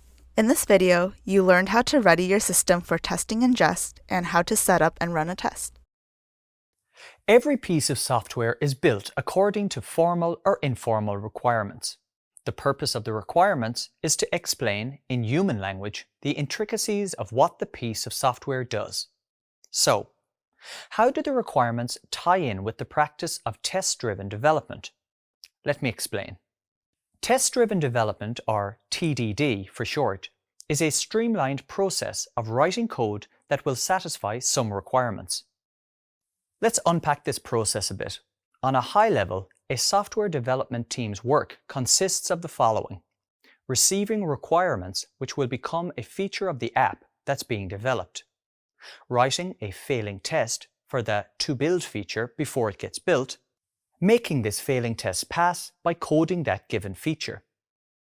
In comparison with the traditional development process, the TDD approach might seem somewhat upside down. I am now going to demonstrate the TDD approach by writing a failing test for a JavaScript file and then writing code to make this test pass. To understand how TDD works, consider the following real-life situation. Suppose you have to perform a task. Drive your car to work. You leave your house and walk up to your car, only to find out that you don't have your car keys with you. Then you remember you left your car keys in the cabinet, and you simply forgot to take them. What you did there, in this imagined scenario, is the opposite of TDD. You first walked to your car, and only then did you check if you had your car keys. If you did these things using the TDD approach, you would do the following. First, you check or test if you have your keys with you. Your test fails because you don't have them. They're in the cabinet. Then, you perform the action of getting your keys from the cabinet. Finally, you check or test if you have your keys. This time, you have them, so your test now passes. What is described here is the essence of TDD. Let's go through these steps again. This time, pretend that you're implementing TDD in your code. Imagine that you need to write code in a test-driven way. Since you're coding the TDD way, you first write the test, even before you've written any actual implementation. For example, you test if a function named status of keys exists. You then use some testing functions from a testing framework. Since you haven't written your source code implementation, the test fails. Next, you run your test. The test fails because there's no status of keys function declared. The logic of your test code is, expect that the function status of keys exists. In your source code, you declare a function named status of keys. You run the test again. It checks if there is such a function and it confirms it exists, so the test passes. It's important to note that one of the rules of TDD is that you should write as little code as possible to make the test pass. For this test to pass, it's enough to just declare a function with a name. Next, you receive another requirement, which is as follows. Accept a keys variable, which should be set to true, and console log the keys variable. So, the requirement states the status of keys function should accept a previously declared keys variable, which should be set to true. The status of keys should then console log the value of the keys variable. So, you write another test, which fails again. Since you have yet to write the implementation, you write it, and your previously failing test now passes. Finally, you examine your function code and realize that the indentation is all wrong. There are also too many unnecessary comments. So, you clean up your code and run the test again to confirm that you haven't accidentally made any errors. The test still passes, so everything is okay. That is the TDD approach in a nutshell. Let's go over it one more time in a scenario. As a member of the development team, your task is to read the requirements for the software that you are writing. The requirements are passed to you by the project manager, So you get your first task for the day and start coding the TDD way. First, you read the new requirement. Next, you write a failing test. Then you update your source code so it resolves the requirement. After that, you run a test that passes. Finally, you refactor your implementation. This process is usually explained in 3 words: red, green, refactor. Red represents the failing test. Green, on the other hand, represents the passing test after you make updates to the source code. The refactor represents the final tweaks to the code that don't change implementation details, which can always be confirmed by running another subsequent test. When implemented correctly, TDD brings huge benefits to an organization because it allows for automated testing. In any platform, projects grow bigger over time and become complex. Making sure that all the tests are passing is a strong signal that the current requirement and all the previous requirements for this piece of your app have been delivered successfully and that nothing is breaking. Test-driven development has many advantages. Here are a few. With TDD, you are minimizing regressions, that is, accidental bugs introduced to old code by coding a new requirement. And you also have proof that your new implementation is not breaking other parts of the app. You can automate these tests easily and thus keep verifying again and again that the system works as expected. You can test your implementations with various inputs, and the tests become a specific kind of documentation for the new members of your team. In this video, you learned how test-driven development, or TDD, works. You also covered the steps involved in the TDD approach, and that it is implemented in red-green refactor cycles. You've completed the Testing and Compatibility module. Well done. In this module, you got an introduction to code testing. This was an insight into how web developers test their JavaScript code. During this module, you explored the importance of testing, and you examined JavaScript testing methods. Let's finish up now with a recap of the material included in this module and summarize the content by focusing on the key learning points. The history of the development of the JavaScript language was outlined, and you learned that today it is possible to write full-stack programs with JavaScript. You should now know how to describe what Node.js and NPM are, and install and set up Node.js and NPM. In any development environment, you need to check that your code works properly before you move to the next phase of its development, or release a completed program to users. An example of using the concat-strings function to join 2 strings served to demonstrate how commenting can help to indicate your code's intended behavior and how testing in JavaScript verifies that a function is behaving in the way that it was intended. Having completed that section of the module, you should now be able to identify reasons why a developer would want to test their code, differentiate between manual and automated testing, identify and describe the 3 different kinds of testing, and explore the features available to web developers within the Jest framework. Additionally, you should be able to understand the concepts of mocking and snapshot testing, explain how to test JavaScript files with Jest, and demonstrate how to write a unit test. You've put a tremendous effort into getting this far and gained some critical skills by learning about the need for code testing. You've also explored various methods used for JavaScript testing. Great work! You've completed another key part of your software development education. Keep the learning momentum going and be sure to join me for the next module. In this course, you discovered how to program with JavaScript. Let's take a few minutes to recap what you learned.